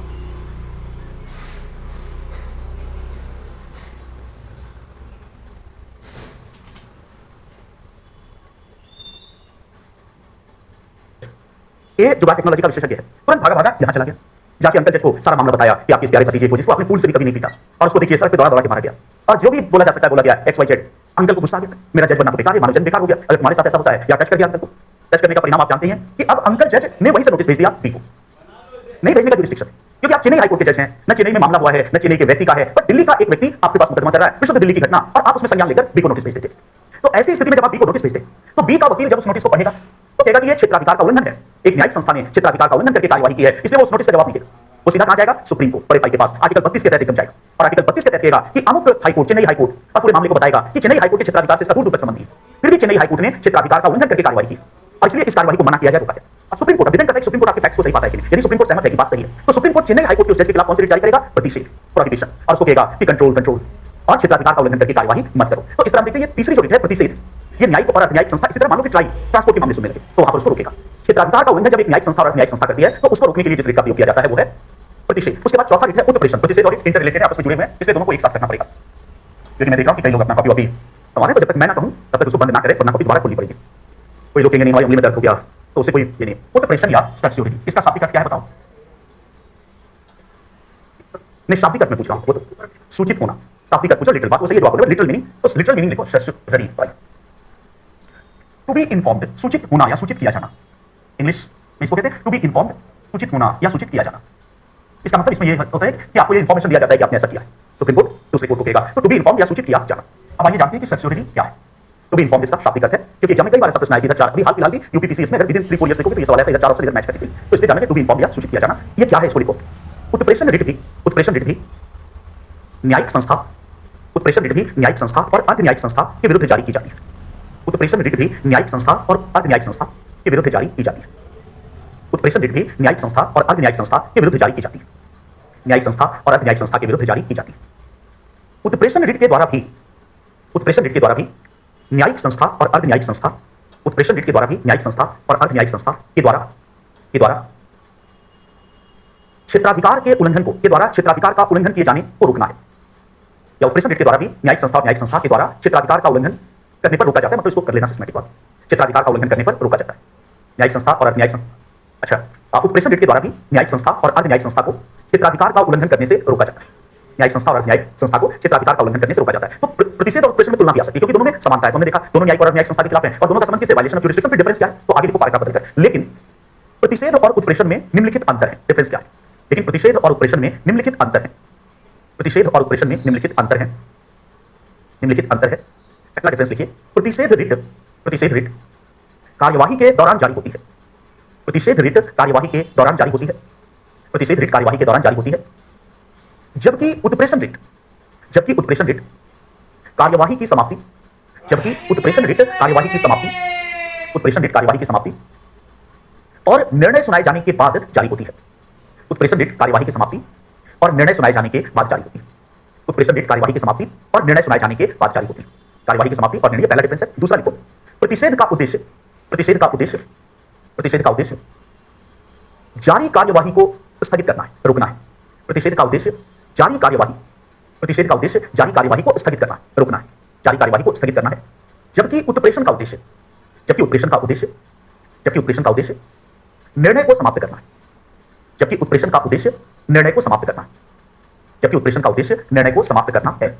इसका मतलब प्रतिषेध और उत्प्रेषण में यदि तुलना आ जाए तो दोनों में समानताएं बहुत है। क्या समानता है कि प्रतिषेध भी न्यायिक संस्था के खिलाफ है और न्यायिक के खिलाफ है, उत्प्रेषण भी न्यायिक और न्यायिक संस्था के खिलाफ है। और प्रतिषेध का भी संबंध वायलेशन ऑफ ज्यूरिसडिक्शन को रोकना है, जारी कार्यवाही को रोकना है, और उत्प्रेषण का उद्देश्य भी जारी कार्यवाही को रोकना। फिर डिफरेंस क्या है, केवल अवस्था का अंतर, दोनों में स्टेज का अंतर।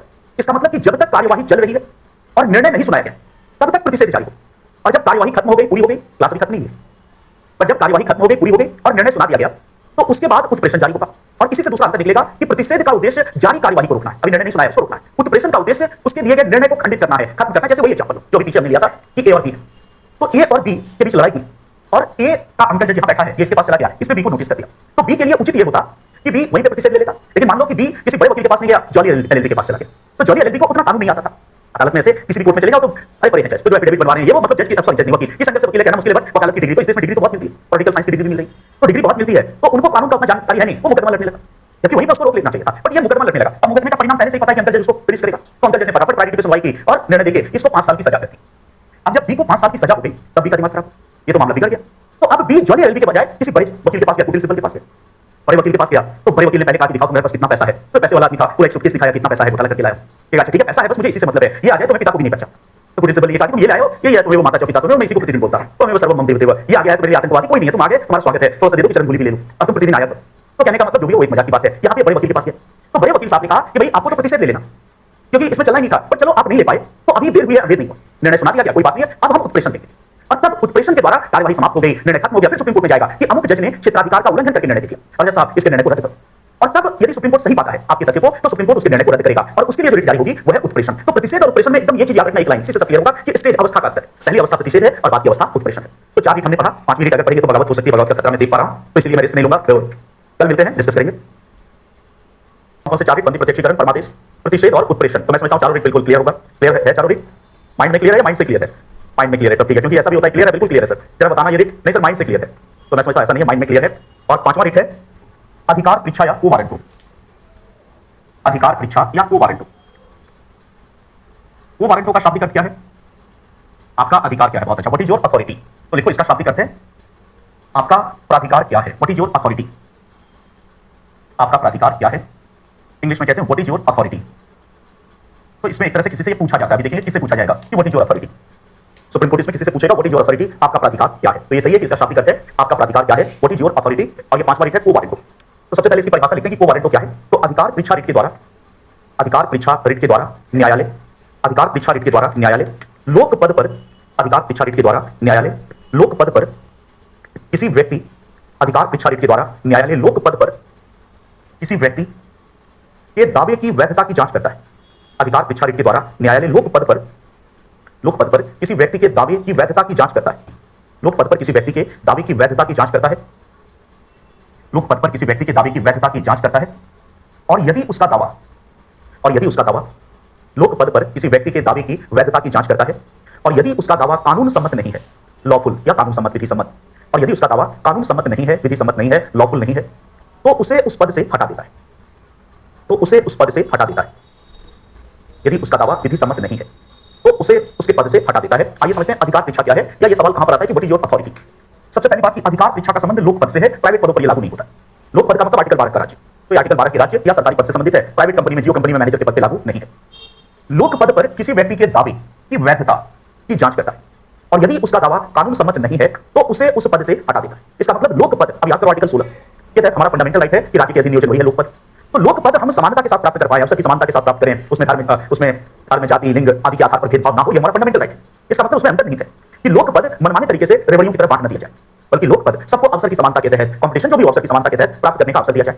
लेकिन मान लो ऐसा हो कि कुछ नेतागण, मंत्री, अधिकारीगण आपस में साठगांठ करते और गलत तरीके से पदों को भर देते। इसका मतलब फॉर एग्जांपल कि क्वेश्चन आउट कर दिया गया, या किसी व्यक्ति के कम मार्क्स हैं उसको फिर भी सेलेक्ट कर दिया और जिसके ज्यादा मार्क्स हैं उसको बाहर कर दिया, मतलब सही प्रक्रिया से लोक पद नहीं भरा गया। तो ऐसी स्थिति में कोई भी व्यक्ति सुप्रीम कोर्ट जा सकता है और कह सकता है कि फला व्यक्ति ए एक लोक पद पर दावा करता है, लेकिन उस लोक पद पर उसका दावा विधि सम्मत नहीं है क्योंकि उसने वह लोक पद सही तरीके से प्राप्त नहीं किया, उसने क्वेश्चन आउट कर दिया। बट ये बात है कि प्रमाण होना चाहिए आपके पास, और यदि आपके पास प्रमाण है, न्यायालय संतुष्ट है, तो न्यायालय को वारंट जारी करेगा, किसको, ए को संबोधित करके, और उसे पूछेगा कि अमुक पद पर जो आप दावा कर रहे हैं व्हाट इज योर अथॉरिटी, आपके दावे का आधार क्या है, कि आपका दावा विधि सम्मत है, सिद्ध करो कि तुमने यह लोक पद सही तरीके से प्राप्त किया। आप दोनों तरफ से बहस होगी। यदि आपके प्रमाण ज्यादा प्रभावशाली, आपका एविडेंस ज्यादा है, तो ऐसे व्यक्ति का दावा लोक पद पर खारिज हो जाएगा, ऐसे व्यक्ति को लोक पद से हटा दिया जाएगा और फिर से वो लोक पद ओपन हो जाएगा। फिर उस पर अवसर की समानता के तहत कंपटीशन होगा और तब आप अवसर की समानता के तहत वह लोक पद प्राप्त कर सकते हैं। अब यदि आप कहें कि अच्छा, यहाँ इन परिस्थितियों में होगा कि कई बार 420 भी होती है। अभी जैसे देखो, एक बहुत बढ़िया मामला आया है जो ये वानखेड़े साहब, समीर वानखेड़े, आज पता नहीं बेल मिला कि नहीं, मुकुल रोहतगी की सुनवाई कर रहे थे, नहीं मिला, आज भी नहीं मिला। अब देखो, भारत के पूर्व महान्यायवादी है मुकुल रोहतगी। बताऊंगा कि महान्यायवादी बहुत बड़ा वकील होता है, इंडिया का जो टॉप लेवल का, तो अपने टाइम पे भारत के महान्यायवादी रह चुके हैं। कौन? मुकुल रोहतगी। शाहरुख खान को भी लिया है, पैसे का खेल है, तो कुटिल सिब्बल अकेले थोड़ी है, सब पैसे के लिए। तो और वो मुंबई हाईकोर्ट में बहस करने के लिए गए, उसके बाद मैं सो गया दोपहर में, तो उसके बाद मुझे पता नहीं चल पाया कि क्या हुआ। अभिमन्यु की तरह था तो मुझे पता था कि सुनवाई होने वाली है, 3 साढ़े 3 बजे तक मैं जगा हुआ था, जबकि आगे। तो कहने का मतलब क्या बता रहे कि बेल नहीं हो। यहाँ समीर वानखेड़े, तो उससे इसको कोरिलेट करिए, तुरंत समझ में आ जाएगा। तो एक मंत्री है महाराष्ट्र सरकार में, नवाब मलिक, और महाराष्ट्र सरकार के मंत्रीगण कितने भ्रष्ट है ये बताने की जरूरत नहीं, बट फिर भी नवाब मलिक ने कुछ बड़ी सनसनीखेज आरोप लगाए। एक मंत्री ने बहुत सनसनी, मतलब ये मामला, मुंबई का मामला बहुत ही पेचीदा होता है, आप हमेशा देखिए कि कभी कोई उगाही कर रहा है, इससे पहले मतलब पता नहीं कैसा शहर और कैसा राज्य इन्होंने बना के रखा है, इतना बढ़िया राज्य, शिवाजी का राज्य, और उसको कहां पे ये लोग लेकर गए। तो अभी मामले में बहुत पेच है। वहां मंत्री आरोप लगा रहे हैं कि समीर वानखेड़े बहुत करप्ट है। ये नहीं कह रहा, बट मतलब दोनों तरफ एंगल, और कह रहे हैं कि 25 करोड़ रुपए उसे मांगा था, ये सबसे वसूली करता है, ऐसा उसका कहना है कि हमें, और वो कह रहा है मेरे पास प्रमाण है। अभी ये कह रहे हैं कि इसकी खुद तो नहीं बोल सकता, एक आईआरएस ऑफिसर है, तो इसकी और इसकी पत्नी बहन ये सब मीडिया के सामने आई कि भाई प्रमाण है तो बताओ, बात तो सही, प्रमाण है तो दिखाओ, कोर्ट में जाओ। बट आरोप ये लगाया जा रहा है कि सबसे उगाही करता है और इससे भी 25 करोड़ रुपया मांगा, ये देने के लिए तैयार नहीं हुआ, तो इसको लपेट दिया मामले में। तो अब यहाँ पर वो मंत्री ने एक दूसरा मुद्दा भी उठाया, कोई सर्टिफिकेट वगैरह दिखाया जिसके तहत ये दिखा रहा है कि इसके पास कोई फर्जी प्रमाण पत्र लिखा और इसने फर्जी प्रमाण पत्र के द्वारा ये मतलब नौकरी प्राप्त कर ली।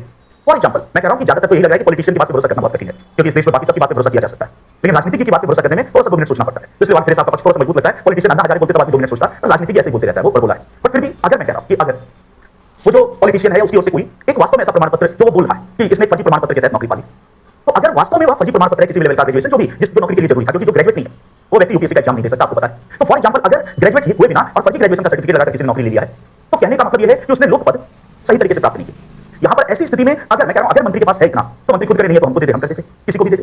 कोई भी व्यक्ति यदि उसके पास प्रमाण है तो सीधे आर्टिकल 32 के तहत, प्रेस में बोलने की बजाय नवाब मलिक को सीधे आर्टिकल 32 के तहत सुप्रीम कोर्ट जाना चाहिए और सुप्रीम कोर्ट में जाना चाहिए, कहना चाहिए कि अमुक व्यक्ति एक लोक पद धारण करता है, जो एनसीबी का जनरल डायरेक्टर है वो एक लोक पद है, और इस लोक पद को उसने अमुक तरीके से यूपीएससी प्लस साल के एग्जाम में पास करके किया और उसके लिए ग्रेजुएशन मिनिमम क्वालिफिकेशन है और इसकी ग्रेजुएशन की डिग्री फर्जी है। तो ऐसी स्थिति में यदि प्रथम दृष्टया प्राइमा फेसी कोर्ट को दिखेगा कि नवाब मलिक जो सारे तथ्य लेकर आया है सही है, तो किसको नोटिस किसको करेगा? वानखेड़े को। तब उससे पूछेगा व्हाट इज योर अथॉरिटी, तुम पे आरोप लगाया गया है कि तुमने फर्जी तरीके से पद प्राप्त किया और तुम प्रमाण दो कि तुम्हारा ये दावा सही है। अभी वानखेड़े फिर अपना साबित दिखाएगा और यदि उसका दावा गलत साबित हुआ तो वानखेड़े साहब को उस पद से हटा देगा। अब फिर सवाल उठता है कि यदि आगे नवाब मलिक या उसकी ओर से कोई कहे कि जज साहब इसके खिलाफ 420 का भी मामला दर्ज कर लो, फ्रॉड का भी मामला, बहुत सारे मामले दर्ज कर लो, तो जज साहब कहेंगे नहीं, आर्टिकल 32 असाधारण है, ये लोक पद हमने कर दिया, खाली हो गया, फिर से एग्जाम होगा उस सीट पे और नए सिरे से भरा जाएगा। बाकी अगर फ्रॉड का केस करना है, 420 का केस करना है, जालसाजी का केस करना है तो वो होगा, लेकिन वो डायरेक्ट सुप्रीम कोर्ट में नहीं होगा। हमेशा ध्यान रखना आर्टिकल 32 असाधारण, तो वह फिर district court, high court, proper channel से होगा। अनुच्छेद 32 केवल फंडामेंटल राइट्स के लिए है। तो मैंने जस्ट एक एग्जांपल दिया, ऐसा नहीं कि मुझे तो लगता है ज्यादातर कि इतने बड़े आदमी पे इन्होंने हाथ डाल दिया क्योंकि उनकी पत्नी और बेटी बहन करे कि भाई अगर है बात तो सही बोला कि अगर इतना बड़ा इल्जाम लगा रहे हो कि फर्जी है, इसके पास करोड़ों की संपत्ति है, उगाही करता है, तो कहीं ना प्रॉपर्टी होगी तो सही। ऐसा तो नहीं कि प्रॉपर्टी हवा में उड़ा दिया होगा, कहीं घर होगा, कहीं मकान होगा, तुम्हारे पास तो सारा तंत्र है। भाई मंत्री होकर तुम ये बात कह रहे हो तो मेरे लिए जांच करवाना कठिन है, और यदि एक मंत्री चाहे और एक अधिकारी की जांच क्यों न करवाते, तो जांच करवा के दूध का दूध पानी का पानी कर। तो अगर ऐसा है तो सभी व्यक्ति कहेंगे कि बिल्कुल ऐसे व्यक्ति को सेवा में नहीं होना चाहिए। यदि अनावश्यक दबाव बनाया जा रहा है केवल इसलिए कि उसने एक सेलिब्रिटी और एक बड़े आदमी के बेटे को पकड़ लिया, तो हमें उसके सपोर्ट में होना चाहिए। बट फैक्ट क्या कहता है, मैं हमेशा कहता हूं कि भावुक नहीं होना, आउट होने से दिक्कत हो जाती है, जब भी ज्यादा आउट होना चाहिए बट एक सीमा से ज्यादा नहीं, तो कंट्रोल बोलना चाहिए। कंट्रोल बोलने से कंट्रोल में आ जाता है। तो हम देखते हैं कि आजकल फेसबुक पे एक मुहिम चल रही है कि हम इसके साथ हैं चाहे हम इसके साथ। हमें हमेशा कहना चाहिए हम फैक्ट के साथ हैं, तथ्य के साथ हैं, हम संविधान के साथ। फैक्ट की एक बात छानबीन होनी चाहिए, बट फिर भी यहाँ पर को वारंटों का रेट हो सकता है। अच्छा, अब देखो को वारंटों का रेट प्राइवेट पद पर लागू नहीं, ये केवल लोक पद पर है। इसका मतलब प्राइवेट पद कैसे भरे गए, नहीं भरे गए। मान लो कि जियो कंपनी में मुकेश अंबानी ने अपने ही सारे 4-5 लोगों को नौकरी दे दी, तो लोक पद नहीं है, अवसर की समानता नहीं है, आप नहीं कर सकते। लेकिन दिल्ली पुलिस में अगर कमिश्नर साहब अपने ही 4-5 लोगों को बिना नियम कायदे कानून का पालन करके नौकरी दे दी, तो लोक पद में अवसर की समानता को वारंटो लागू होगा। तो ये 5वीं रीट है जिसको हम को वारंटो कहते हैं। तो यहाँ हमने आर्टिकल 32 का एक बड़ा हिस्सा देखे, जिसके तहत हमने देखा कि यदि किसी व्यक्ति के मौलिक अधिकारों का उल्लंघन होता है तो आर्टिकल 32 के तहत वो सीधे सुप्रीम कोर्ट जा सकता है, और सुप्रीम कोर्ट 5 प्रकार के रिट जारी करके, 5 में से कोई एक रिट जारी करके, जो भी रिट सुप्रीम कोर्ट को समय सुटेबल लगे उसके द्वारा फंडामेंटल राइट्स को लागू करवाता है। तो यहां तक हमने पढ़ा। अब यहां पर हम लोग 32 और 226 दो आर्टिकल से उसकी तुलना करेंगे। कई बार कंपैरिजन पे सवाल आता है, क्योंकि ये जो पावर है 5 रिट जारी करने की, ये पावर हाई कोर्ट के पास। पर कई बार प्रश्न आ सकता है कि सुप्रीम कोर्ट और हाई कोर्ट के रिट क्षेत्राधिकार में डिफरेंस क्या है, क्योंकि 5 रिट हाई कोर्ट भी करता है, 5 सुप्रीम कोर्ट भी करता है, पर दोनों में डिफरेंस क्या है। और सुप्रीम कोर्ट को ही केवल fundamental of custodian of fundamental rights कहते हैं। मेरे अधिकार का उल्लंघन होगा, मैं हाई कोर्ट भी जा सकता हूं, बट फिर भी यदि एग्जाम में प्रश्न आए कि मौलिक अधिकारों का संरक्षक कौन है, और हाई कोर्ट सुप्रीम कोर्ट दोनों को ऑप्शन है और एक को चुना हो, तो हम सदैव किसको चुनेंगे, सुप्रीम कोर्ट। तो ऐसा क्यों है, उन प्रश्नों का उत्तर उसी से मिलेगा जब दोनों की तुलना करेंगे। तो एक हेडिंग दो, सुप्रीम कोर्ट और हाई कोर्ट के रिट क्षेत्राधिकार की तुलना। रिट क्षेत्राधिकार, सुप्रीम कोर्ट और हाई कोर्ट के रिट क्षेत्राधिकार की तुलना, रिट ज्यूरिसडिक्शन की तुलना। सुप्रीम कोर्ट और हाई कोर्ट के रिट क्षेत्राधिकार की तुलना 200 वर्ड्स के लिए भी इंपॉर्टेंट हो सकता है, बहुत ही टेक्निकल, बहुत ही बढ़िया मैटर है। तो सुप्रीम कोर्ट और हाई कोर्ट के रिट ज्यूरिसडिक्शन की तुलना, इसको लिखवा रहा हूं मैं, कुछ चीजें लिखिए। आर्टिकल 32 के तहत सर्वोच्च न्यायालय, आर्टिकल 32 के तहत सर्वोच्च न्यायालय, और आर्टिकल 226 के तहत उच्च न्यायालय। आर्टिकल 32 के तहत सर्वोच्च न्यायालय और आर्टिकल 226 के तहत उच्च न्यायालय। आर्टिकल 32 के तहत सर्वोच्च न्यायालय और आर्टिकल 226 के तहत उच्च न्यायालय, दोनों को 5 प्रकार के रिट जारी करने का अधिकार है। दोनों को 5 प्रकार के रिट जारी करने का अधिकार है। दोनों को 5 प्रकार के रिट जारी करने का अधिकार है। आर्टिकल 32 के तहत सुप्रीम कोर्ट और आर्टिकल 226 के तहत हाई कोर्ट, दोनों को 5 प्रकार के रिट जारी करने का अधिकार है। तो यदि हमें 200 वर्ड्स में लिखना हो तो यहां पर 5 रिट जरूर लिखें, उसको एक्सप्लेन करेंगे कि सुप्रीम कोर्ट जो 5 रिट जारी करेगा वही सेम 5, डिफरेंट नहीं है, बिल्कुल सेम है। तो बंदी प्रत्यक्षीकरण ये भी करेगा, ये भी करेगा, परमादेश ये भी करेगा, वो सेम। तो ये दिखा के 5 रिट जरूर दिखाएं, क्योंकि कंपैरिजन में ये समानता का मुद्दा है कि जो 5 रिट सुप्रीम कोर्ट जारी करेगा वही 5 रिट हाई कोर्ट भी जारी करेगा, तो वही ऑलरेडी हो चुका है। अब आते हैं डिफरेंस। तो समानता का हिस्सा एक पूरे पैराग्राफ में आपको दिखाने का प्रश्न है, 5 रिट दिखा। तो लेकिन सुप्रीम कोर्ट केवल मौलिक अधिकारों का उल्लंघन होने पर रिट जारी कर सकता है। लेकिन सुप्रीम कोर्ट केवल मौलिक अधिकारों का उल्लंघन होने पर रिट जारी कर सकता है। सुप्रीम कोर्ट केवल फंडामेंटल राइट्स का, मौलिक अधिकारों का उल्लंघन होने पर रिट जारी कर सकता है।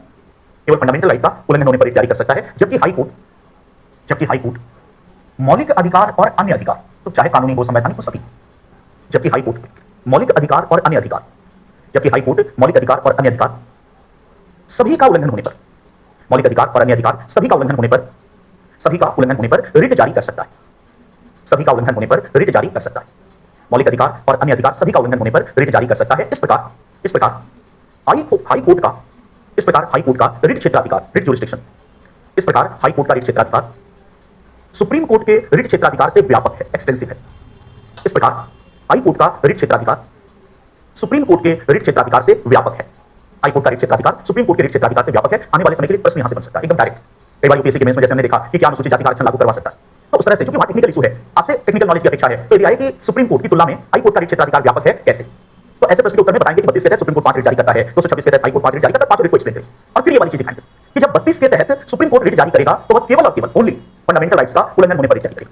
लेकिन हाई कोर्ट फंडामेंटल राइट्स का उल्लंघन होने पर भी रिट जारी करेगा, और अन्य अधिकार का मतलब संवैधानिक अधिकार, कानूनी अधिकार, उनका उल्लंघन होने पर भी रिट जारी करेगा। जैसे एक एग्जांपल कि अगर मेरे स्वतंत्रता के अधिकार का उल्लंघन होता है तो 32 के तहत सुप्रीम कोर्ट रिट जारी कर सकता है, क्योंकि स्वतंत्रता मौलिक अधिकार, और हाई कोर्ट भी 226 के तहत स्वतंत्रता का उल्लंघन होने पर रिट जारी कर सकता है।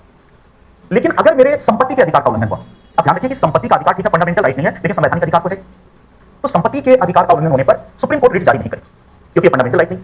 लेकिन संपत्ति के अधिकार का उल्लंघन होने पर हाई कोर्ट रिट जारी कर सकता है। तो यहां पर हम देख सकते हैं कि किसका रिट क्षेत्राधिकार व्यापक है। हमेशा शब्द में लिखते समय शब्दों पे ध्यान रखना है, कभी ये नहीं लिखना है कि हाई कोर्ट का रिट क्षेत्राधिकार उच्च है, हायर नहीं है। उच्च तो हमेशा सुप्रीम कोर्ट है, क्योंकि सुप्रीम कोर्ट हाई कोर्ट के खिलाफ भी प्रतिषेध रिट जारी कर सकता है, उत्प्रेषण रिट जारी कर सकता है, लेकिन हाई कोर्ट सुप्रीम कोर्ट के खिलाफ रिट जारी नहीं कर सकता। तो उच्च तो सुप्रीम कोर्ट ही है और हाई तो सुप्रीम कोर्ट है, लेकिन व्यापक अलग शब्द है, एक्सटेंसिव। तो हमेशा कौन सा शब्द में यूज करेंगे? व्यापक, कभी उच्च शब्द नहीं करेंगे। एक्सटेंसिव किसका जुरिसडिक्शन बन जाता है? हाई कोर्ट का। इसका मतलब कि हाई कोर्ट संपत्ति के अधिकार में भी रिट जारी कर ले, मतदान के अधिकार में भी रिट जारी कर ले, but supreme court fundamental rights नहीं करेगा, संपत्ति के अधिकार में और अन्य अधिकारों में रिट जारी नहीं करेगा। ये मेजर डिस्टिंक्शन। तो यदि आए कि कैसे व्यापक है, तो ये वाला एग्जांपल देंगे। बट अगर थोड़ा सा इससे भी डेप्थ में पूछे, क्योंकि संविधान यहीं पे आके रुकता है, तो केवल बता देता है कि स्थिति है, संविधान एक्सप्लेनेशन नहीं देता। पर यदि कोई एक्सप्लेनेशन पूछे कि यहाँ गंगा उल्टी बह रही है, एक तरह से देखा जाए तो गंगा उल्टी बह रही है कि नहीं, कि बड़ा भाई को छोटा बना दिया और छोटे भाई को बड़ा बना दिया, क्या हमारे संविधान निर्माता कंफ्यूज थे?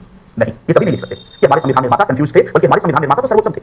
60 देश 60 देश के संविधानों के अनुभवों का निचोड़ भारत के संविधान में माना जाता है। तो छोटा बड़ा प्रत्यक्ष अप्रत्यक्ष यदि देखें तो उस समय के जितने मेजर कॉन्स्टिट्यूशन थे सबको स्टडी किया गया और 60 देश का कंट्रीब्यूशन माना जाता है। तो जो संविधान निर्माता 60 देशों के संविधान को पढ़ के बैठा हुआ वो कंफ्यूज नहीं होगा। लेकिन एक्सप्लेनेशन तो देना पड़ेगा कि ऐसा क्यों है, इसका मतलब क्या, इसका उद्देश्य हाई कोर्ट को मजबूती देना है, सुप्रीम कोर्ट को कमजोर करना है, कहना नहीं। अब फिर क्या है तो उसको लिखते हैं, फिर समझेंगे कि इसका कारण क्या, ऐसा क्यों किया गया। इसका उद्देश्य मौलिक अधिकारों को, फंडामेंटल राइट्स को, इसका उद्देश्य मौलिक अधिकारों को अन्य अधिकारों पर वरीयता देना है। इसका उद्देश्य मौलिक अधिकारों को, फंडामेंटल राइट्स को अन्य अधिकारों पर वरीयता देना है। इसका उद्देश्य मौलिक अधिकारों को अन्य अधिकारों पर वरीयता देना है। इसका मतलब इसका उद्देश्य हाईकोर्ट को छोटा या बड़ा करना नहीं, हाईकोर्ट को बड़ा करना नहीं है। इसका उद्देश्य है फंडामेंटल राइट्स को अन्य राइट्स पर वरीयता देना। संविधान निर्माता का विजन एकदम क्लियर है, वो ये दिखाना चाह रहे हैं कि fundamental rights are the most important rights, मौलिक अधिकार सबसे महत्वपूर्ण अधिकार हैं और अन्य अधिकार इससे नीचे। इसको दिखाने के क्रम में स्थिति बनी, समझो कैसे, अगर इसको हमें फर्दर एक्सप्लेन करना हो कि इससे फंडामेंटल राइट को मजबूती कैसे मिलेगी। तो अब देखिए कि मैं एक नागरिक हूं और मेरे फंडामेंटल राइट्स का उल्लंघन हो, तो संविधान निर्माता मौलिक अधिकार के मामले में मुझे विशेष रास्ता बताए कि अगर मेरे फंडामेंटल राइट्स का उल्लंघन हो,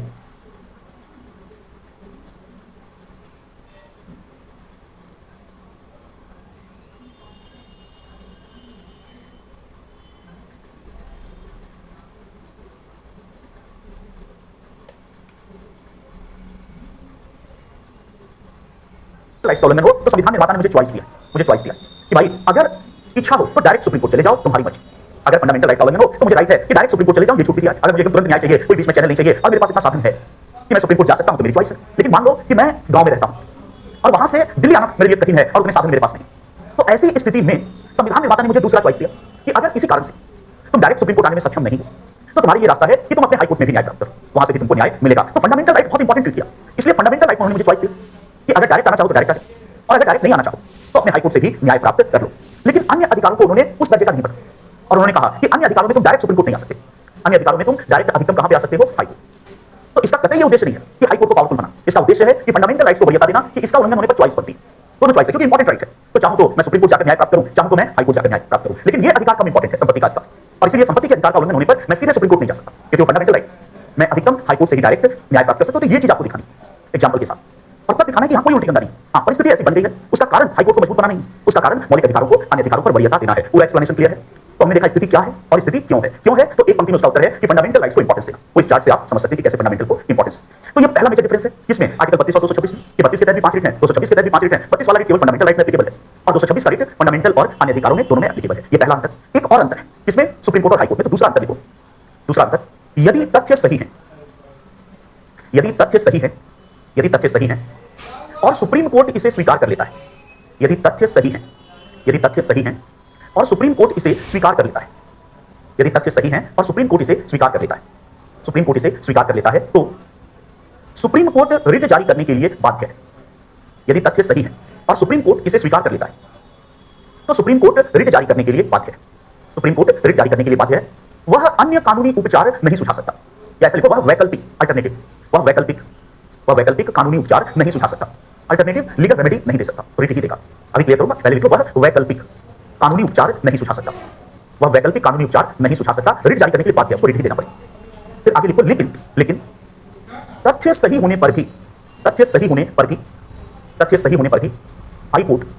तथ्य सही होने पर भी हाईकोर्ट, अब हाईकोर्ट आ गया, हाईकोर्ट रिट जारी करने के लिए बाध्य नहीं। तथ्य सही होने पर भी हाईकोर्ट, और ये जितनी लाइन में बोला सब लाइन को पीटी में मिलेगी, 20 ईयर्स का सॉल्व करोगे बड़ी डिफिकल्ट प्रश्नों के रूप में। लेकिन तथ्य सही होने पर भी हाईकोर्ट रिट जारी करने के लिए बाध्य नहीं, तथ्य सही होने पर भी हाईकोर्ट रिट जारी करने के लिए बाध्य नहीं है।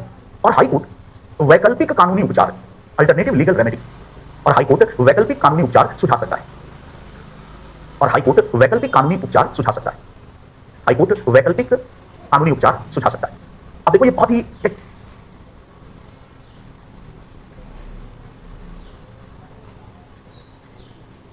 बहुत ही अच्छा मुद्दा है और ज्यादातर यहां पर हमसे मिस्टेक होने की गुंजाइश रहती है। यूपीएससी के प्री में जब 4 ऑप्शन होते हैं, चिड़िया की आंख को देखना होता है, तो ऐसा लगता है कि पूंछ भी आंख की तरह दिख जाए।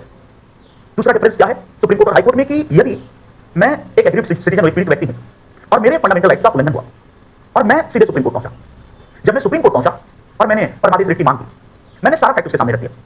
जब मैंने सारा फैक्ट कोर्ट के सामने रखा तो कोर्ट इस बात से सहमत हुआ कि नहीं, जो फैक्ट है वो सही है। तो कोर्ट ने ये तो मान लिया कि नहीं, तुम जो बात लाए हो वो मैटर सही है, फैक्ट सही है, लेकिन मैंने जिस चीज के लिए रिट मांगा वो बहुत छोटी चीज, तो बहुत ही छोटी चीज है थोड़ा सा, और मैंने कोई अल्टरनेटिव ट्राई नहीं किया। जैसे एग्जांपल कि मैं सुप्रीम कोर्ट पहुंचा, सारा फैक्ट दिया, पासपोर्ट अधिकारी कोई परमादेश वाले की बात की, तो मैं सुप्रीम कोर्ट पहुंचा और मैंने सारे फैक्ट वहां पर दे दिए। जब मैंने सारे फैक्ट दे दिए सुप्रीम कोर्ट के पास, तो सुप्रीम कोर्ट सहमत हुआ कि नहीं, फैक्ट आपका सही। लेकिन सुप्रीम कोर्ट फिर मेरे से पूछता है कि पासपोर्ट अधिकारी के पास गए, उसने मना किया, तो बगल में उससे बड़े अधिकारी का ऑफिस था, जस्ट उसके बगल में उसका चैम्बर था। क्या तुम उसके पास गए शिकायत लेकर, या डायरेक्ट हमारे पास दौड़ के आ गए नई दिल्ली? तो मैं कहता हूं नहीं श्रीमान, मैंने और किसी को देखा ही नहीं, बगल में ऑफिस था, बट मैं सीधा आपके पास आया। फिर पूछता है कि क्या मंत्री के पास, मतलब अदर चैनल्स को एक बार भी ट्राई किया या सीधे मुंह उठा के और आगे मेरे पास निकले? जज पूछता है, मैं कहता साहब सीधे आपके पास आ गया, मैं कहीं नहीं गया। क्या तुम्हारे पास उपलब्ध था रेमेडी, वो अवेलेबल थे? बाकी सीनियर ऑफिसर मेरे को वहां सब ऑफिसर थे, पर मैं फिर भी आपके पास आ गया। मैंने उनसे बात करना भी मुनासिब नहीं समझा, उसका सुपीरियर बगल में बैठा था, बट मैं आपके पास आया। तो सुप्रीम कोर्ट रिट जारी करने के लिए बात है, वो वैकल्पिक उपचार नहीं सुझा सकता कि भाई इतनी छोटी रिट के लिए, इतनी छोटी चीज के लिए रिट लेने क्यों आ गए, जरा सब मिल लेते सीनियर से, वहीं पे तुम्हारा काम हो जाता। नहीं होता था बातें, तुमने विकल्प क्यों नहीं ट्राई किया, वो ऐसा नहीं कह सकता। इसका मतलब सुई की नोक के बराबर का मामला, मैं कह रहा हूं सुई की नोक के बराबर का छोटा से छोटा मामला, और केवल फंडामेंटल राइट का वायलेशन होना चाहिए। अगर फंडामेंटल राइट का वायलेशन है और फैक्ट को सुप्रीम कोर्ट सही मान लेता है, अगर फैक्ट में गलती है तो मना करते, बट अगर ये एक्सेप्ट कर लेता है कि फैक्ट सही है, तो मैंने अल्टरनेटिव ट्राई किया कि नहीं, मैंने जगहों पे गया कि नहीं, मामला छोटा है या बड़ा, सुई की नोक के बराबर महत्वहीन मामला क्यों ना है, फंडामेंटल राइट इन्वॉल्व है। तो ऐसी स्थिति में सुप्रीम कोर्ट रिट जारी करने के लिए बाध्य है या उसकी संवैधानिक जिम्मेदारी? क्यों? यही पर आता है क्योंकि संविधान निर्माता ने सर्वोच्च न्यायालय को मौलिक अधिकारों का संरक्षक बनाया। तो सुप्रीम कोर्ट कस्टोडियन नागरिक के मौलिक अधिकार का, वो अपना दामन नहीं बचा सकता, नहीं कह सकता कि मंत्री से पूछो तो अधिकारी से, भाई आप कस्टोडियन, इसका तो जिम्मेदारी आपकी, और अगर जिम्मेदारी आपकी है तो आप किसी पे टाल नहीं सकते।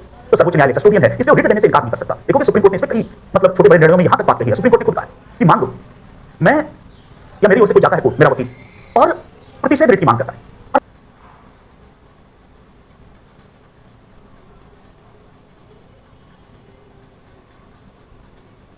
और प्रतिषेध रिट की मांग करता है, और फैक्ट सही, लेकिन टेक्निकली वहां प्रतिषेध की बजाय उत्प्रेषण रिट इशू होना चाहिए। तो मेरा वकील उस टेक्निकलिटी को नहीं समझ पाया, और वहां पर उपयुक्त रिट थी उत्प्रेषण, मेरे वकील ने प्रतिषेध मांगे। तो यहां पर कोर्ट ने खुद निर्णय दिया कि ऐसी छोटी छोटी बातों पर ध्यान नहीं दिया जाएगा, और कोर्ट करेक्ट कर देगा।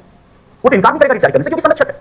कोर्ट कहेगा कि भाई साहब आपको प्रतिषेध नहीं चाहिए, आपको उत्प्रेषण चाहिए, आप गलत रिट मांग रहे हैं, चलो हम तुमको करेक्ट करते हैं, यहां तुम्हारे लिए उत्प्रेषण सही है, उत्प्रेषण ले जाओ। ये नहीं कहेगा कि तुमको प्रतिषेध रिट मांग बैठे, प्रतिषेध नहीं बनता, रिजेक्टेड। मतलब छोटे छोटे तकनीकी ग्राउंड पर न्यायाधीशों का स्वयं का कई बार निर्णय है कि छोटे छोटे तकनीकी ग्राउंड पे आप रिजेक्ट नहीं कर सकते।